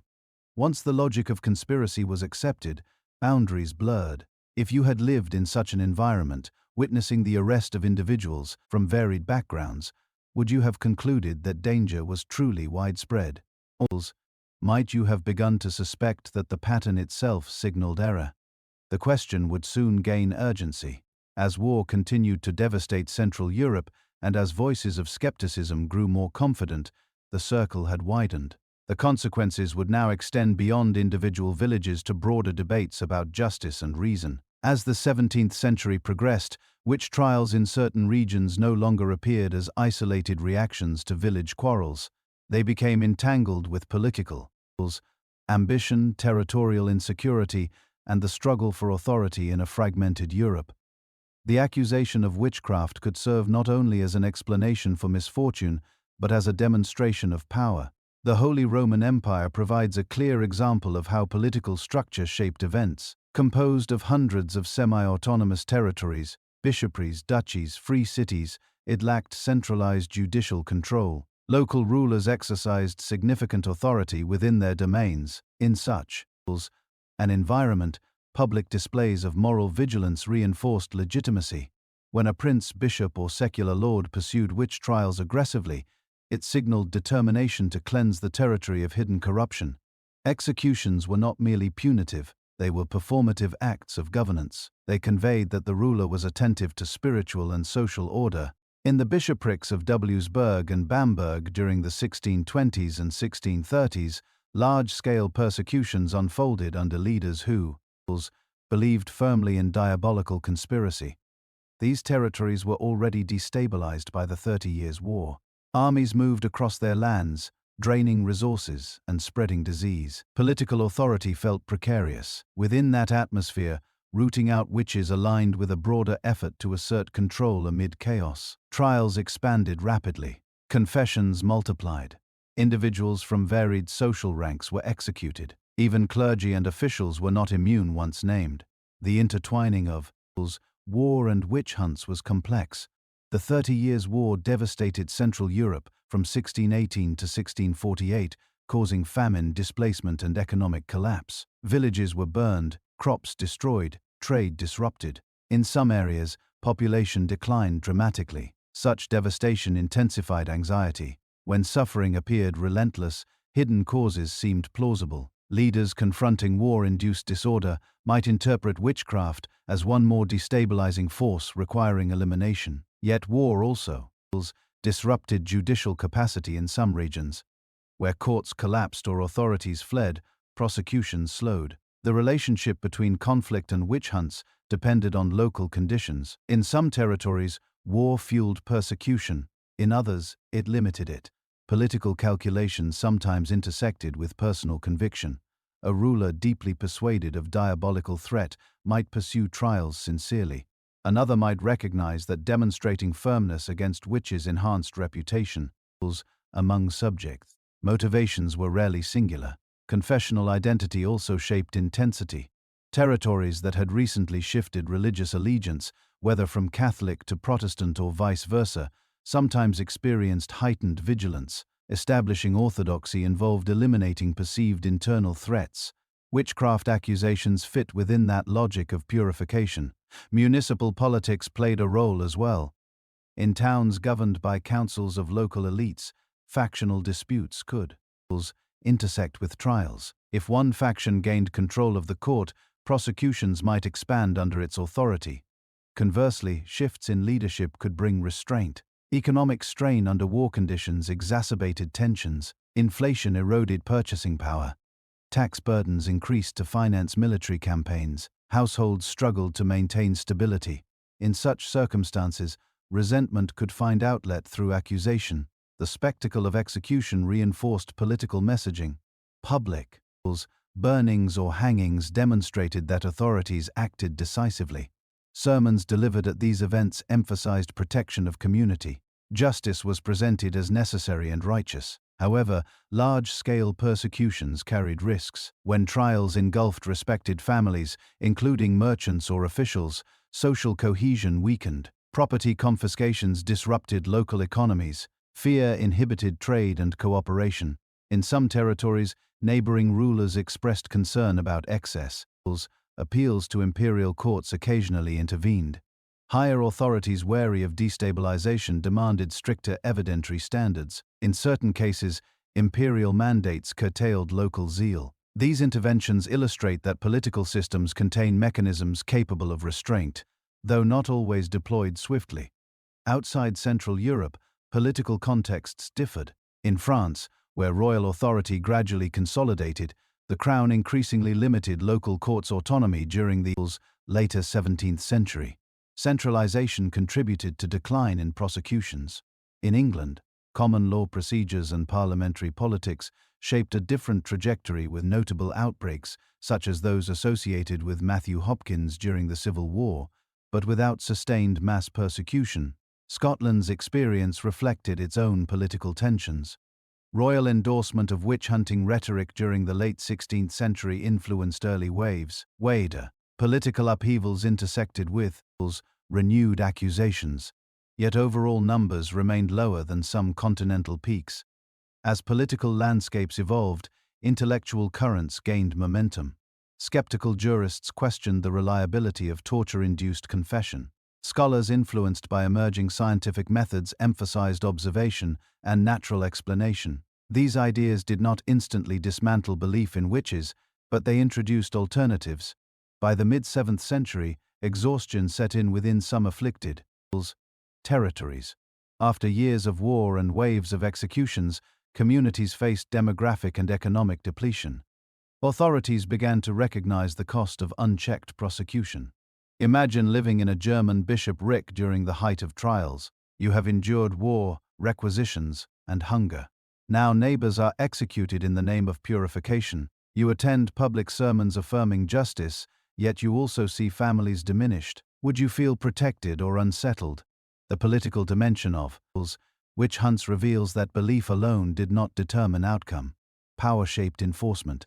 Where rulers endorsed and organized prosecution, it flourished. Where authority centralized and demanded restraint, it waned. By the time the Peace of Westphalia ended the 30 Years' War in 1648, Europe was profoundly altered. Political boundaries stabilized somewhat.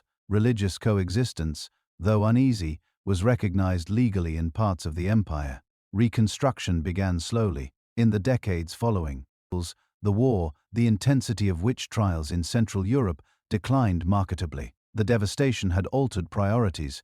Rebuilding economies and populations demanded stability, more than spectacle. Yet the belief system that had sustained persecutions did not disappear overnight. It lingered in sermons, folklore, and local memory. Sporadic trials continued in various regions through the late 17th and early 18th centuries. The political use of witch hunts illustrates how deeply they were woven into structures of governance. They were not merely expressions of popular fear. They were tools wielded within broader struggles for authority. If you consider how societies respond to crisis, how leaders demonstrate resolve, how communities seek order amid chaos, the pattern becomes less mysterious. Fear aligns with power. Policy amplifies belief. By the mid-7th century, however, a gradual shift was underway. Judicial skepticism increased. Central authorities asserted oversight. Intellectuals' debate widened.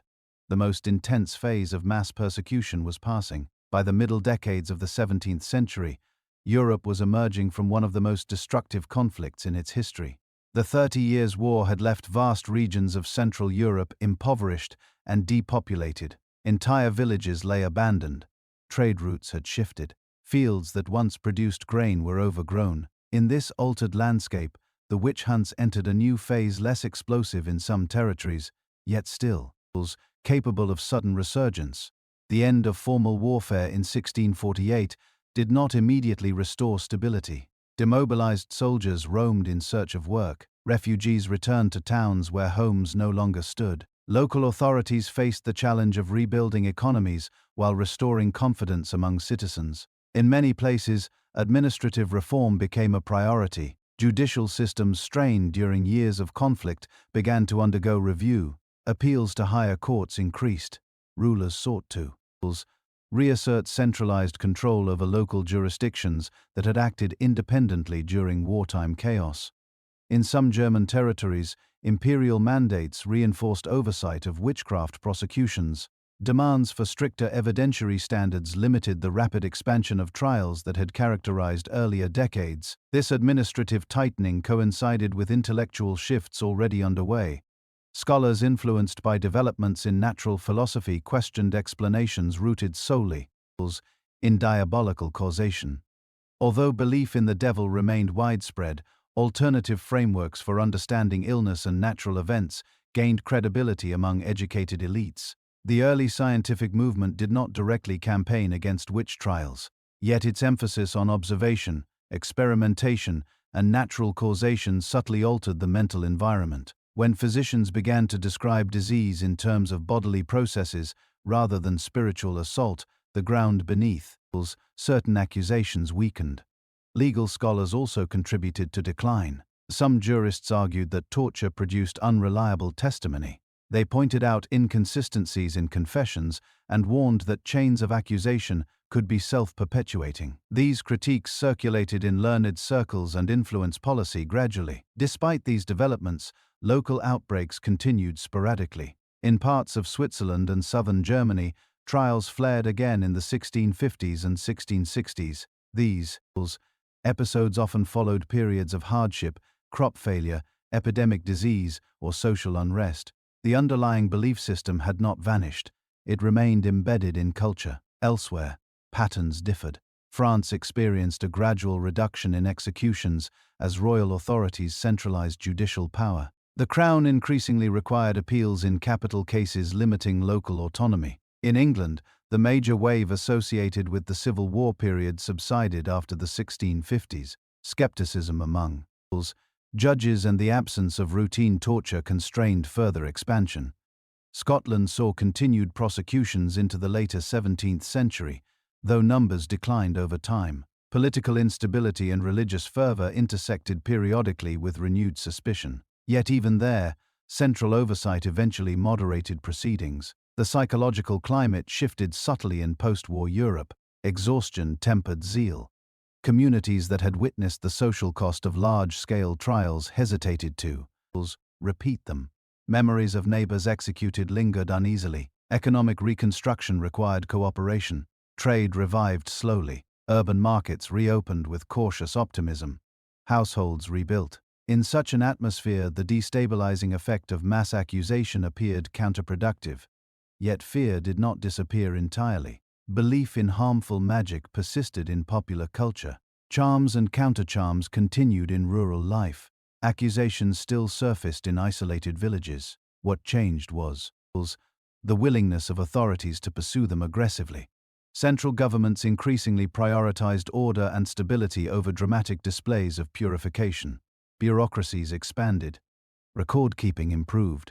Judicial procedures were standardized more rigorously. These administrative developments indirectly curbed witch trials. Consider a town in southwestern Germany around 1670. The memory of intense persecutions during the war years remains fresh. The new magistrate trained in reformed legal doctrine insists on stricter proof. When villagers bring forward suspicion of a widow after livestock illness, he demands corroboration. Torture is not immediately authorized. Without confession, the case falters. Such scenarios illustrate how procedural caution could alter outcome. Where local officials embraced new standards, prosecutions declined.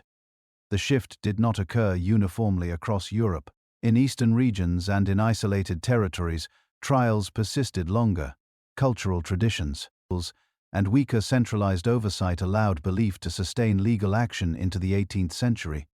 The social profile of the accused during later outbreaks often resembled earlier patterns of older women socially marginalized individuals. However, scale was smaller. Executions involved individuals rather than large networks. As the 17th century drew toward its close, intellectual culture in parts of Europe embraced what would later be termed the Enlightenment. Philosophers and jurists emphasized reason, skepticism, and empirical inquiry.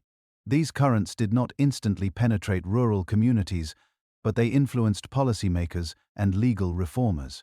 Theologians too revisited earlier positions. Some returned to the medieval argument that belief in night flights might represent illusion rather than physical reality. Others reframed witchcraft as superstition rather than organized diabolical conspiracy. Imagine living in a community where decades earlier dozens had been executed, yet now, suspicion meets with official hesitation. You might still fear misfortune, but you also notice that courts respond differently. Rumors circulate, but arrests are rare.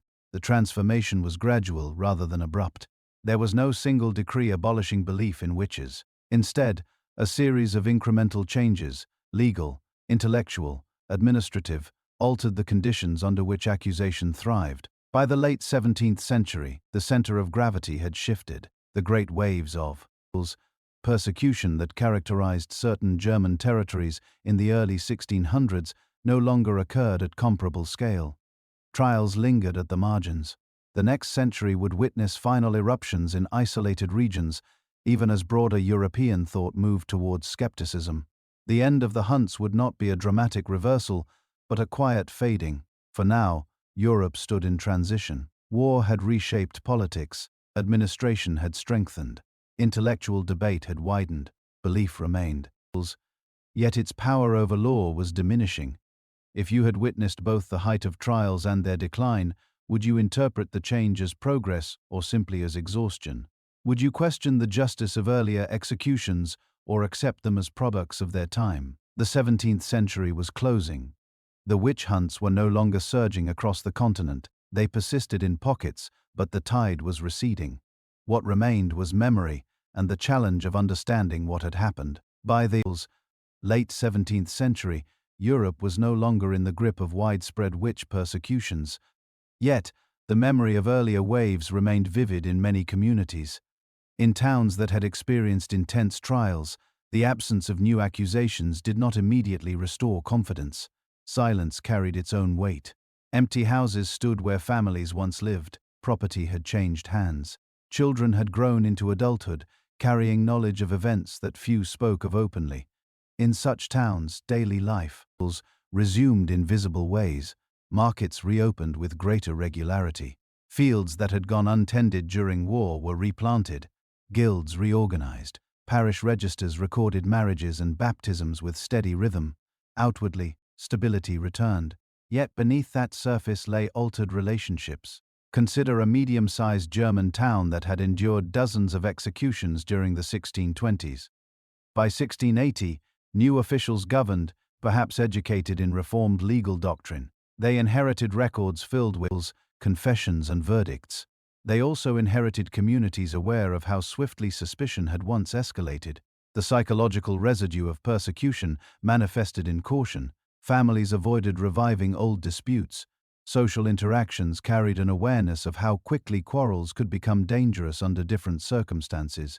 Stories of past trials were told quietly, often framed as necessary acts of justice rather than mistakes. Legal culture played a central role in shaping this atmosphere. In many territories, new procedural safeguards required stronger evidence before capital punishment could be imposed. Appellate review became routine in serious cases. Torture, though not abolished everywhere, was applied more sparingly. When accusations surfaced, as they occasionally did, they were met with greater skepticism. A report of spoiled milk or sudden illness no longer automatically prompted expansive investigation into Sabbaths and pacts. Judges increasingly sought natural explanations or dismissed weak testimony. At the same time, belief in harmful magic did not disappear from popular culture. Rural households continued to use charms and remedies inherited from earlier generations. Protective symbols were carved above doorways. Superstitions persisted. What changed was the readiness of courts to treat such practices as evidence of diabolical conspiracy. Intellectual developments influenced these shifts. The late 17th century saw the growth of scientific societies.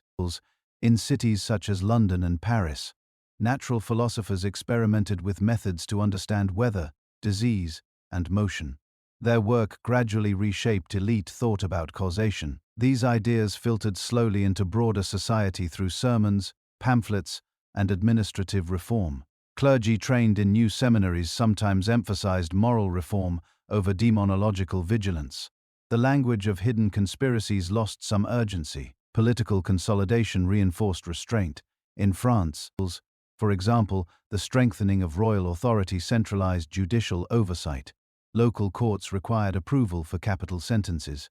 This reduced opportunities for runaway prosecutions. In the Holy Roman Empire, imperial courts exerted greater influence over territorial proceedings than in earlier decades. Even so, isolated outbreaks continued into the late 17th and early 18th centuries. In some Swiss canton and southern German territories, smaller clusters of trials occurred when hardship struck. These episodes were often short-lived, constrained by appeals or administrative caution. The human dimension of this transitional period deserves attention.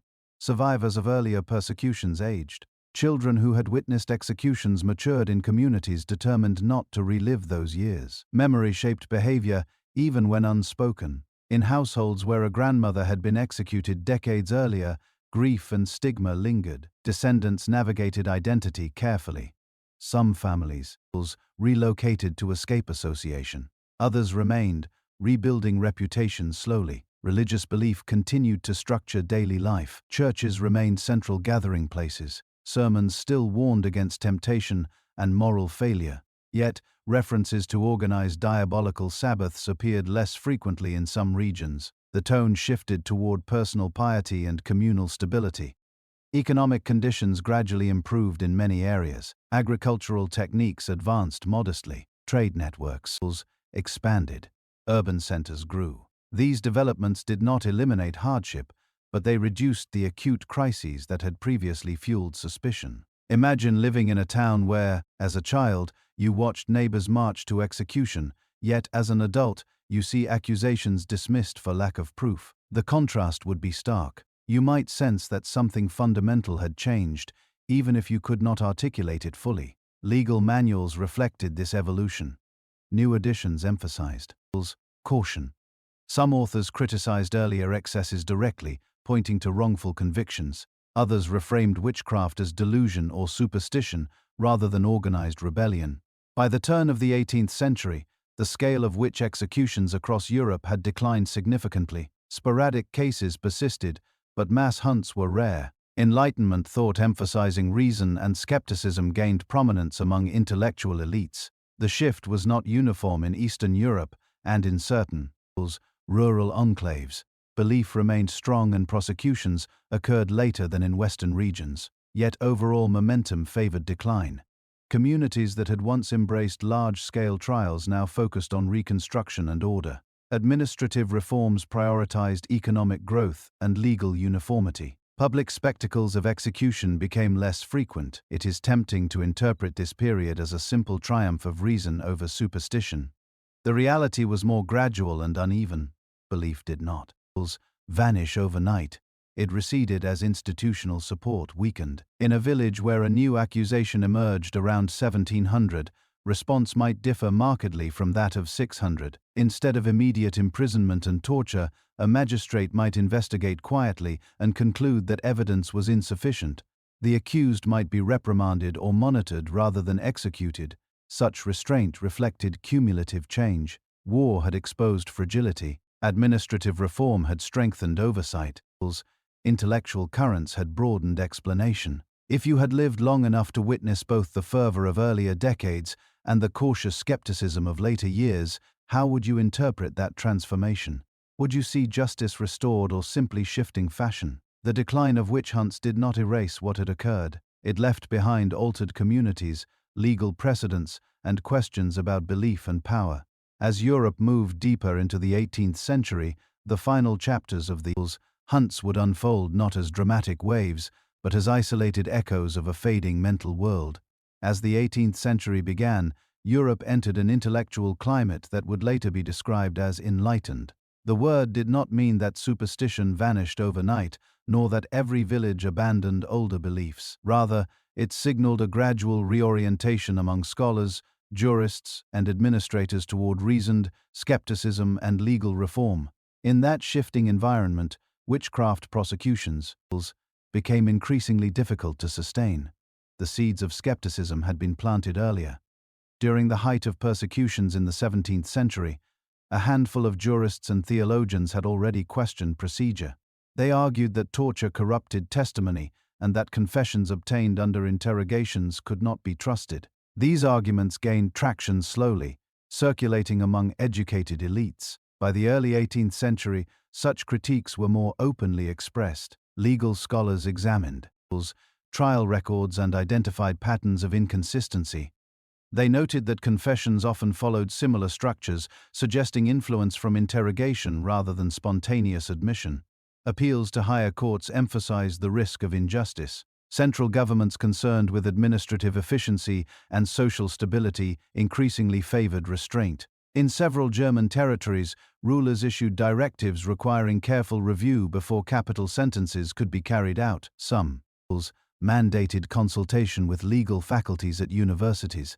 This process introduced delay, and delay often weakened momentum. Theologians too reconsidered assumptions. While few denied the existence of the devil outright, some reframed witchcraft as misguided belief rather than organized conspiracy. Sermons focused more on moral improvement and less on identifying hidden Sabbaths.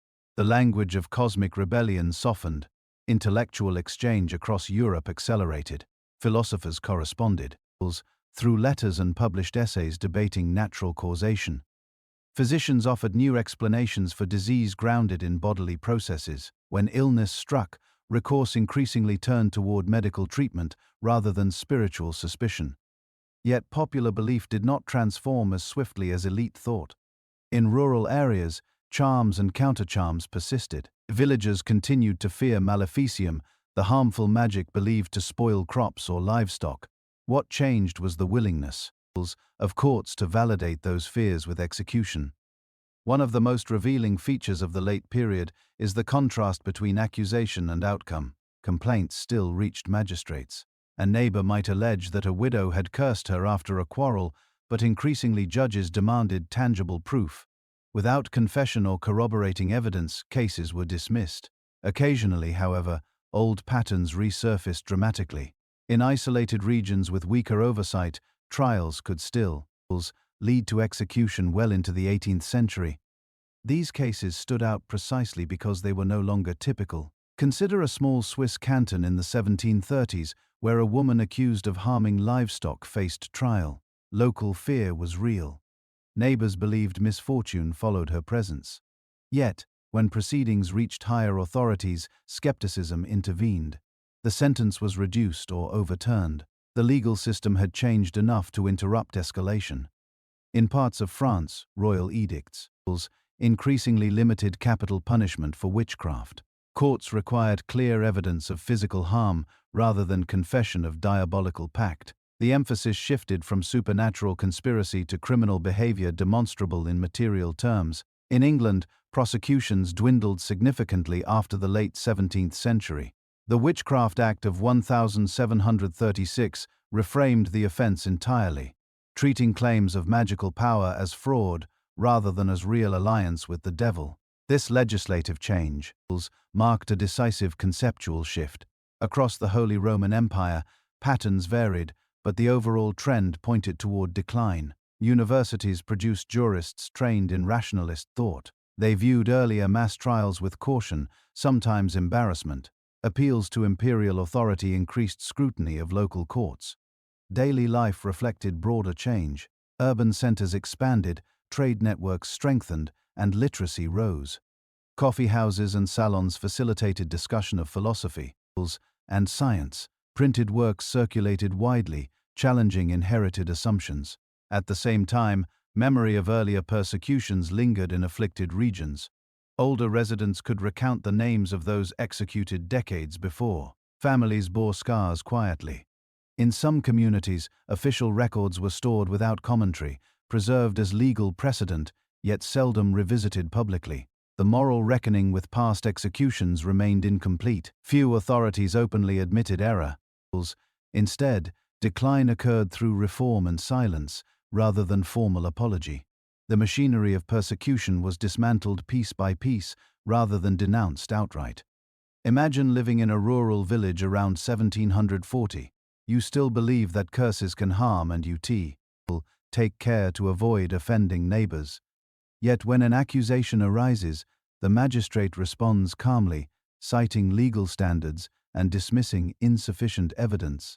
The gap between belief and law widens. This divergence marks a crucial stage in the end of the hunts. Popular fear persisted longer than institutional endorsement. Over time, absence of prosecution diminished intensity of belief. Without public executions reinforcing narrative, conspiracy lost visibility. By the mid-18th century, witch trials had become rare in Western Europe. The intellectual climate favored skepticism. Administrative reform valued order and economic productivity over dramatic displays of spiritual purification. The decline did not signify uniform acceptance of modern science or universal disbelief in magic. Rather, it indicated that political and legal structures no longer supported mass prosecution. The 18th century would still produce a few final cases, isolated, controversial, and soon remembered as relics of an older mindset. They would stand as markers of transition, not as renewals of mass panic. The mental world that had once sustained large-scale hunts was dissolving gradually. What remained re-questions about justice, belief, and responsibility that would echo into future generations. By the middle of the 18th century, the framework that had once supported widespread witch persecutions was weakening across much of Europe. The change did not occur through dramatic declaration. Instead, It unfolded through shifts in law, scholarship, and governance that slowly altered what courts were willing to accept as proof. One of the most significant developments was the growing insistence on evidentiary rigor. Jurists trained in reformed legal doctrine emphasized consistency, corroboration, and rational explanation. Confession under torture, once considered decisive, came to be viewed with suspicion. Legal scholars pointed out that pain could produce compliance rather than truth.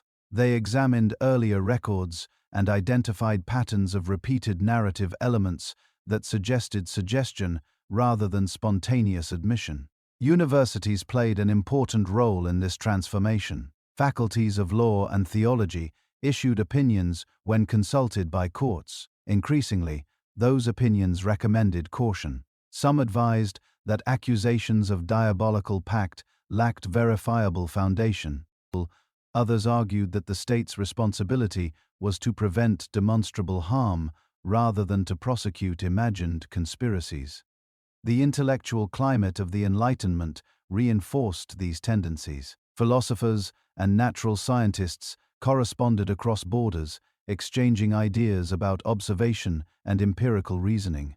Weather, once attributed to malevolent agency, was studied in terms of atmospheric conditions.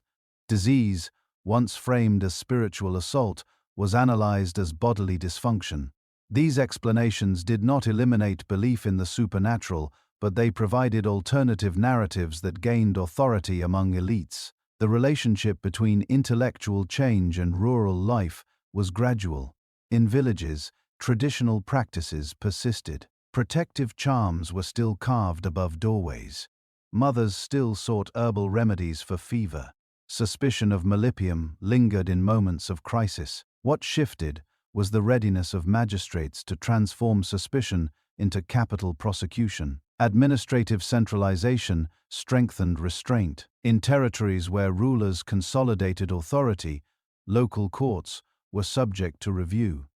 Appeals could delay or overturn sentences. Bureaucratic oversight discouraged rapid escalation.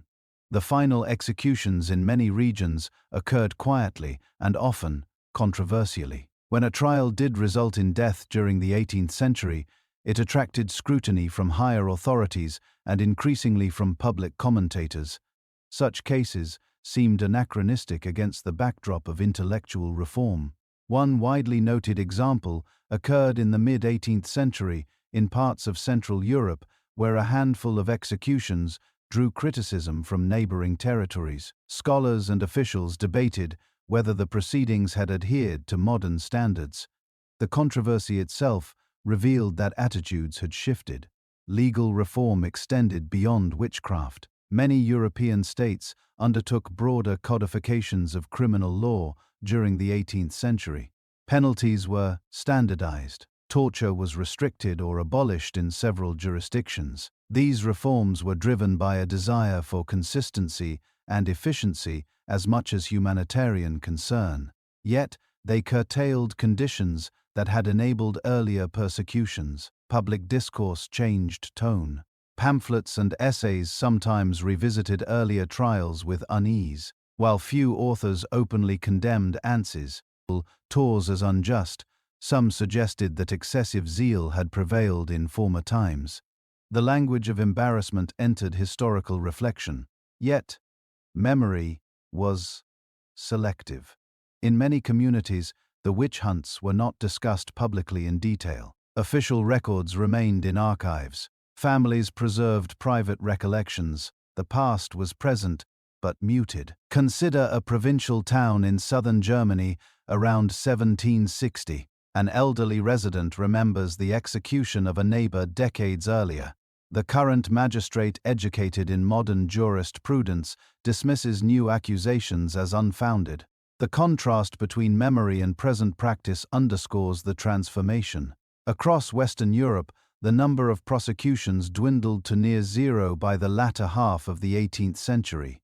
In eastern regions and isolated areas, belief persisted longer and occasional trials occurred later, but the era of mass hunts had passed. The intellectual shift did not eradicate fear entirely. Superstition survived in folklore. Popular tales of witches and spirits continued to circulate. Yet, without institutional support, these stories remained cultural rather than judicial. It is important to recognize that the end of the hunts did not come with universal acknowledgement of error. Few states issued formal apologies. Instead, the practice faded as legal norms changed.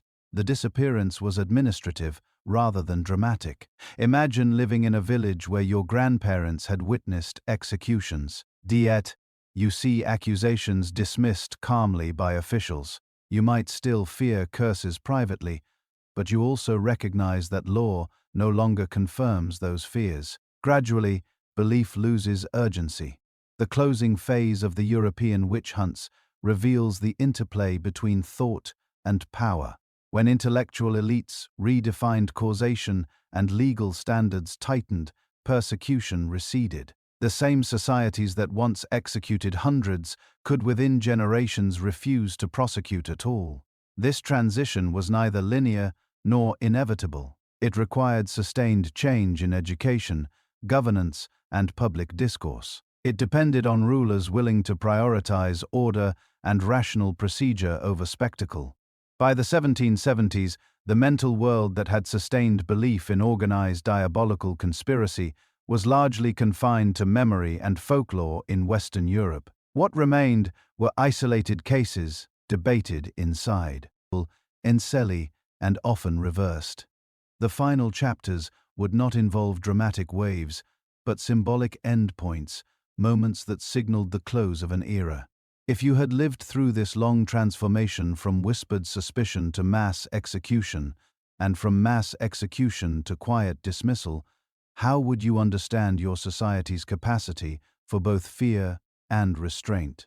The 18th century would soon provide its last markers of transition. By the final decades of the 18th century, the European witch hunts had become less a living reality and more a subject of uneasy recollection. Executions were no longer common in Western and Central Europe. When isolated prosecutions occurred, they drew attention not as confirmation of widespread threat, but as remnants of an earlier age. Legal transformation lay at the heart of this change. Many European states had reformed their criminal codes during the 18th century, influenced by Enlightenment principles and administrative efficiency. Torture was restricted or abolished in several territories. Evidentiary standards were tightened. Judges were expected to justify capital sentences with demonstrable proof rather than confession alone. In Austria, for example, reforms under Maria Theresa and her advisors introduced stricter oversight of criminal proceedings. Although early in her reign, prosecution still occurred, subsequent directives required consultation with central authorities before execution. Such consultation often resulted in commutation or dismissal. Over time, prosecutions ceased almost entirely. In Prussia and other German states, codification efforts emphasized rational law. Witchcraft, as a capital crime, lost formal standing. In England, the Witchcraft Act of 1736 had already redefined the offense as fraudulent pretense rather than real diabolical alliance. This legislative shift signaled conceptual transformation as much as procedural reform. France, under increasing centralization, witnessed a marked decline in trials by the late 17th century. By the 18th century, witchcraft prosecutions were rare. Royal courts exercised authority over provincial jurisdictions, curbing local enthusiasm for capital punishment. These legal developments did not necessarily reflect universal disbelief in the supernatural. Popular culture retained belief in charms, curses, and spirits. Yet, the state's role shifted decisively. Governments prioritized social order, taxation, and economic productivity over religious spectacle. The last executions in parts of Europe occurred quietly, often in rural areas where oversight remained weaker. In some Swiss cantons, cases in the mid-18th century led to death sentences that were later criticized. In other regions, trials lingered at the margins before ceasing altogether. One of the symbolic endpoints often cited by historians occurred in 1782 in Glarus, Switzerland, when Anna Goldie was executed following accusations of harmful magic. Though the charge was framed partly in secular terms, many observers recognized echoes of earlier witchcraft prosecutions. The case later provoked controversy and re-evaluation. Such late episodes illustrate that belief did not disappear uniformly. Rural communities could still interpret misfortune through supernatural lenses. What differed was the broader political and intellectual environment. Executions increasingly seemed out of step with prevailing legal norms. The Enlightenment encouraged reflection on past excess. Philosophers questioned cruelty and arbitrary punishment. Debates about justice, evidence, and individual rights gained prominence. NCE. While these discussions did not always address witch trials directly, they influenced attitudes toward capital punishment more generally. At the same time, Europe was entering a period of profound political transformation. Revolutionary ideas circulated in France and beyond. Authority itself was being reconsidered. In such a climate, earlier persecutions appeared as products of outdated systems rather than necessary defenses of faith. Memory of the hunts remained complex. In some towns, records were stored without comment. In others, local chronicles mentioned past trials as regrettable yet justified responses to perceived danger. Few communities undertook public reckoning. Families descended from victims sometimes carried stigma long after prosecutions ended. In other cases, descendants assimilated quietly into community life as collective memory faded. Silence often replaced confrontation. Imagine living in a Swiss village in the 1780s, aware that a woman had been executed recently under accusations reminiscent of older times. At the same moment, you hear news of political upheaval in France and of intellectual debates about rights and reason. The juxtaposition underscores how uneven change could be. The end of the hunts did not arrive with a ceremonial declaration. It arrived through neglect and reform. Accusations no longer led reliably to prosecution. Courts hesitated. Central authorities intervened. The machinery simply ceased to operate. By the close of the 18th century, witchcraft had lost its place as a central criminal category in most of Europe. Folklore endured, but law no longer validated fear with fire. The long arc from scattered suspicion in the 15th century to legal reform in the 18th reveals how belief interacts with power. When institutions endorsed the idea of organized diabolical conspiracy, persecution flourished. When institutions withdrew support, belief retreated into private spaces.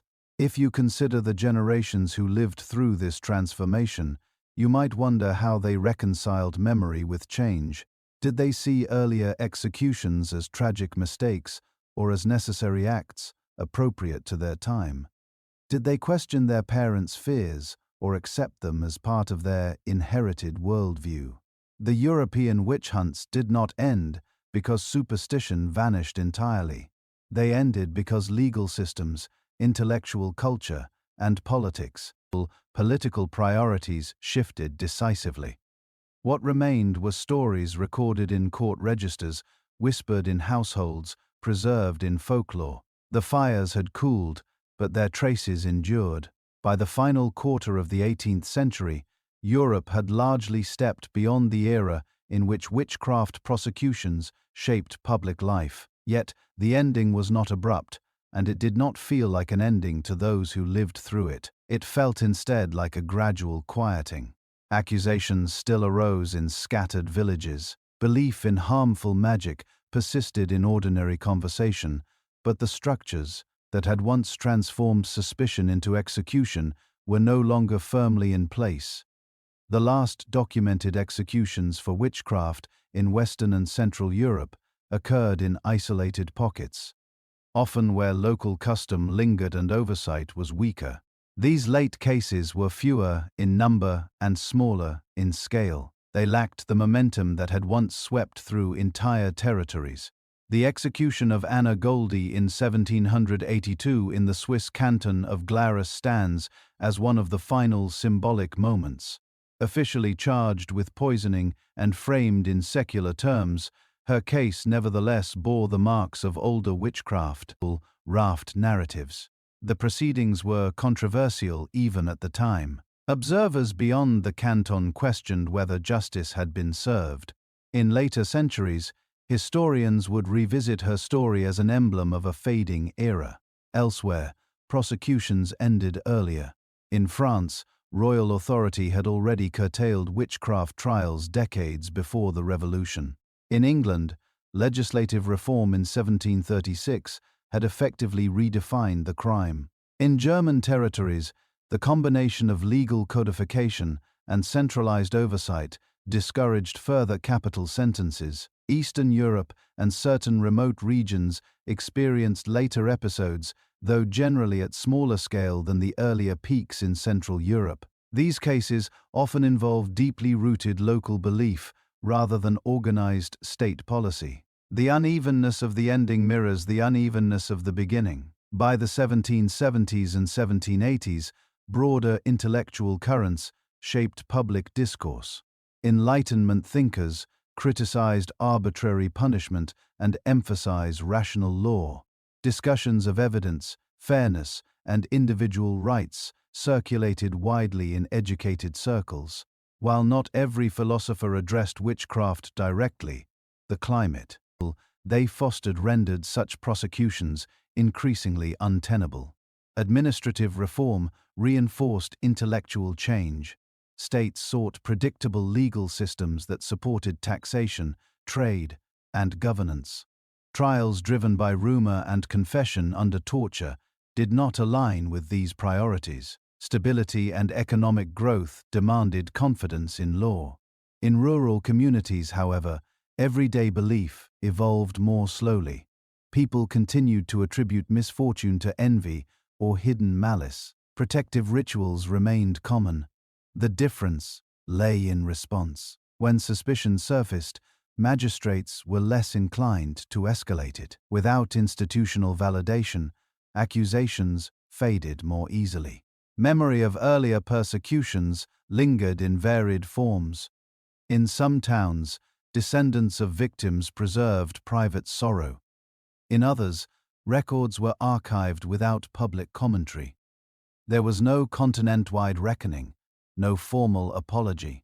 The transition was administrative and cultural rather than ceremonial. The transformation can be understood as a shift in mental framework. In the 15th and 16th centuries, organized diabolical conspiracy had seemed plausible to many authorities. By the late 18th century, that plausibility had diminished among those who controlled law. The devil remained a figure in theology, but courts no longer sought his human agents with the same urgency. Imagine standing in a small German town around 790. You might hear stories from elders about times when neighbors were executed for witchcraft, yet, in your own experience, no such trials occur. You attend church, trade at market, and read pamphlets discussing political reform rather than demonic gatherings. The past feels distant, even if it is only 2 generations removed. The end of the witch hunts was not the end of superstition. Folklore endured into the 19th century and beyond, but without the reinforcement of courts and executions, belief lost its power to destroy lives systematically. The long arc from 1400 to 1775 reveals patterns of convergence and divergence. Theology, law, economic strain, and political ambition converged to produce persecution. Later, legal reform, intellectual skepticism, and administrative centralization diverged from that earlier alignment, dissolving the conditions that sustained it. What remains striking is how ordinary the beginnings were. Village quarrels, crop failure, illness without explanation, and how structured the escalation became once institutions engaged. The ending, by contrast, was quiet, marked not by proclamation, but by refusal to prosecute. History seldom offers clear boundaries. The witch hunts faded gradually, leaving behind records and memories that would later generations attempt to understand. By the close of the 18th century, Europe had entered a different conversation, one centered on governance, rights, and rational inquiry. The fires of persecution had cooled, replaced by debates that would shape modernity. When the executions ended and the trials faded from court dockets, Europe did not immediately turn to examine what had happened. The closing of the witch hunts was not accompanied by public confession or collective apology. Instead, communities folded the past into memory with varying degrees of silence, justification, or quiet discomfort. In towns that had experienced intense waves of persecution, records remained in archives, parchment volumes detailing accusations, confessions, and sentences. These documents were preserved as legal history, not as moral warnings. Officials who succeeded earlier magistrates inherited them as part of administrative continuity. Families of those executed carried more personal memory. In some places, descendants sought to rebuild reputation quietly. Without formal exoneration, stigma could persist for generations. A surname associated with witchcraft might limit marriage prospects or social mobility. Over time, however, as new families arrived and old stories blurred, the association weakened. Communal memory often simplified events. Chronicles written by local clerks sometimes described trials as necessary responses to real danger. Rarely did they question the underlying premise. To acknowledge error would have meant acknowledging injustice by ancestors or predecessors, an uncomfortable admission. At the same time, intellectual culture in the late 18th century increasingly viewed the witch hunts as examples of earlier excess. Philosophers and jurists cited them in discussions about legal reform and the dangers of fanaticism. The past became illustrative rather than immediate. The broader political climate shaped interpretation. Revolutionary movements in France and elsewhere reframed discussions of authority and rights. In that context, witch trials appeared as symptoms of outdated systems rather than as central moral questions. The focus shifted toward constructing new political orders.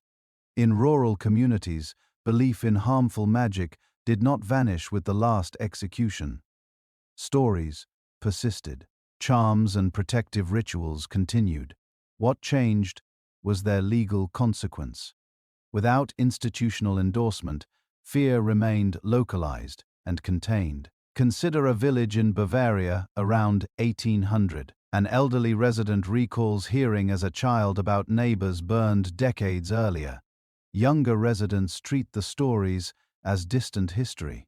The local magistrate, educated in modern law, would not entertain a capital charge of witchcraft. The belief lingers, but its capacity to mobilize power has diminished. The absence of formal reckoning left unresolved questions. Were those executed innocent victims of fear and coercion, or were they understood as participants in a worldview now obsolete? Different communities answered implicitly through silence or reinterpretation. During the 19th century, historians began to examine witch trials systematically. They collected records and attempted to quantify executions. Romantic writers sometimes portrayed witches as symbols of resistance or misunderstood wisdom. Others treated them as relics of superstition overcome by progress. These later interpretations layered new meanings onto earlier events. The individuals who lived through the hunts could not anticipate how their experiences would be reimagined. For them, the trials were immediate realities shaped by belief and law. In some regions, efforts at rehabilitation emerged only centuries later. Official apologies and symbolic pardons would be issued in the 20th and 21st centuries, reflecting contemporary values rather than 18th century practice. Such gestures underscore how historical understanding evolves long after events conclude. The social fabric of communities that endured mass trials had been altered permanently. Networks broken by execution could not be fully restored. Economic disruption lingered, yet life continued.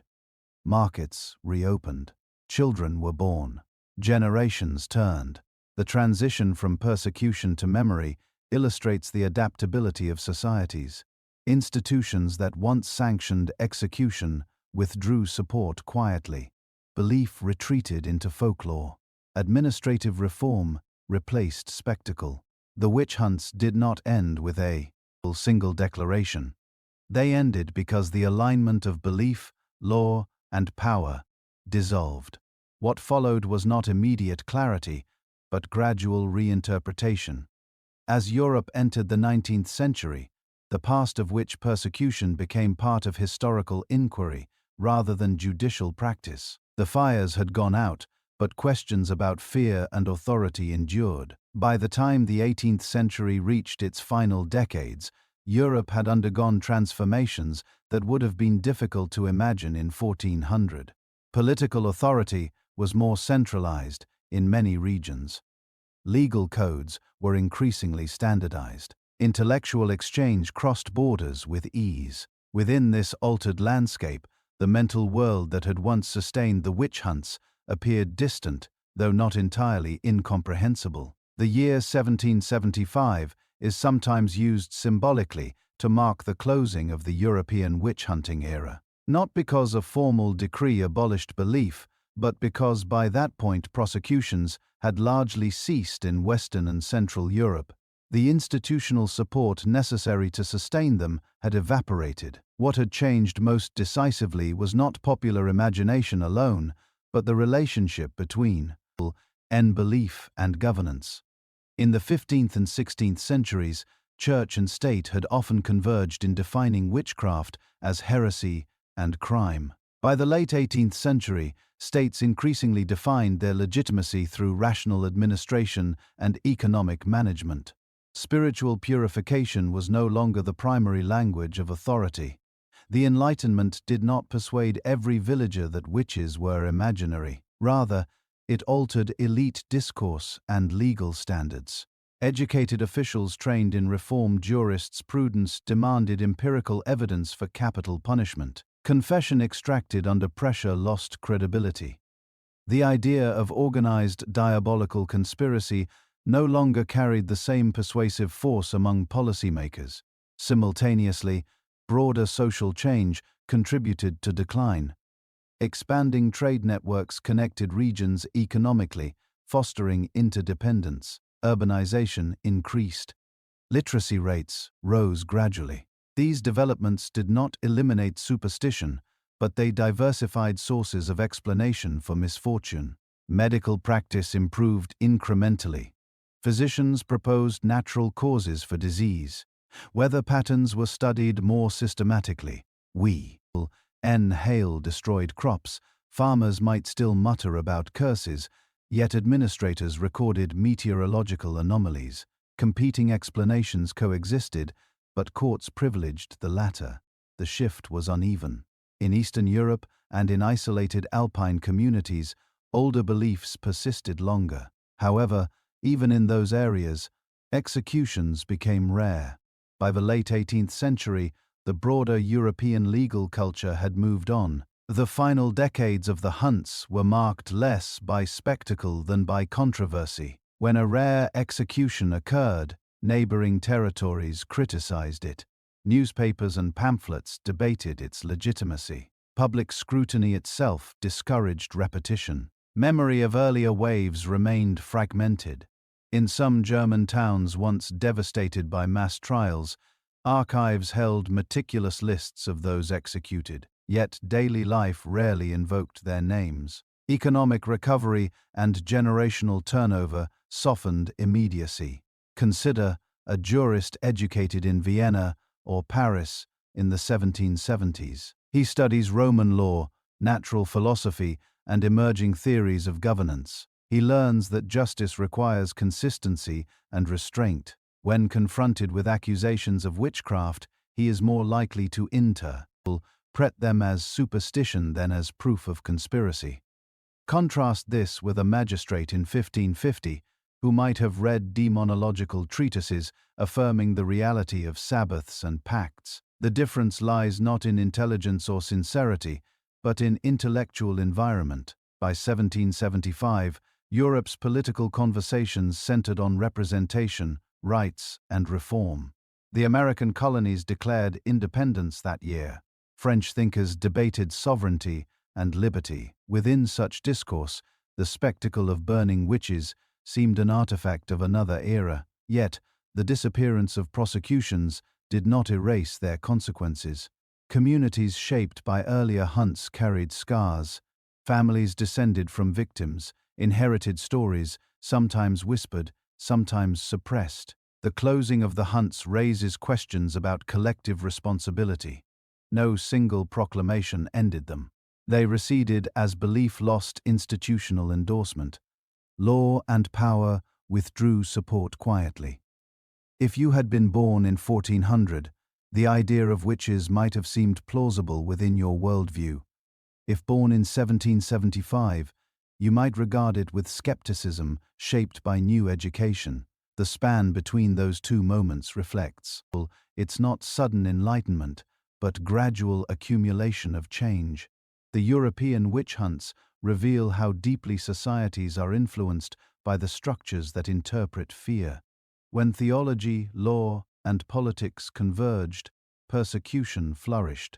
When they diverged, it faded. By the late 18th century, Europe stood on the threshold of modernity. Industrialization, revolution, and new political ideologies would soon transform the continent again. Witch trials belong to the past, yet the deeper questions remained. How do communities decide what is dangerous? How do institutions respond to fear? What safeguards prevent suspicion from becoming punishment? The year 1775 does not close history. It marks a point where one chapter ended quietly without ceremony. The fires were extinguished, the courts silent. What endured was the record and the need to interpret it. When the European witch hunts finally receded into the past, they left no single monument marking their conclusion. There was no grand council declaring that fear had been misplaced, no universal apology acknowledging injustice. The end arrived through legal reform, intellectual shift, and administrative quiet. What remained were deeds, memories, and a transformed understanding of how belief and power interact. Between roughly 1,400,775, tens of thousands of people were executed across Europe under accusations of witchcraft. The numbers vary by region and historians continue to debate exact totals. What is certain is that the phenomenon unfolded unevenly intense in some territories, minimal in others. It depended on specific combinations of theology, law, political instability, economic strain, and local conflict. At its core, the witch hunts reveal how ordinary anxieties can be amplified when institutions endorse particular explanations. Villagers worried about crops and illness. Theologians debated demons. Judges refined procedure. Rulers sought legitimacy. When these strands converged, persecution followed.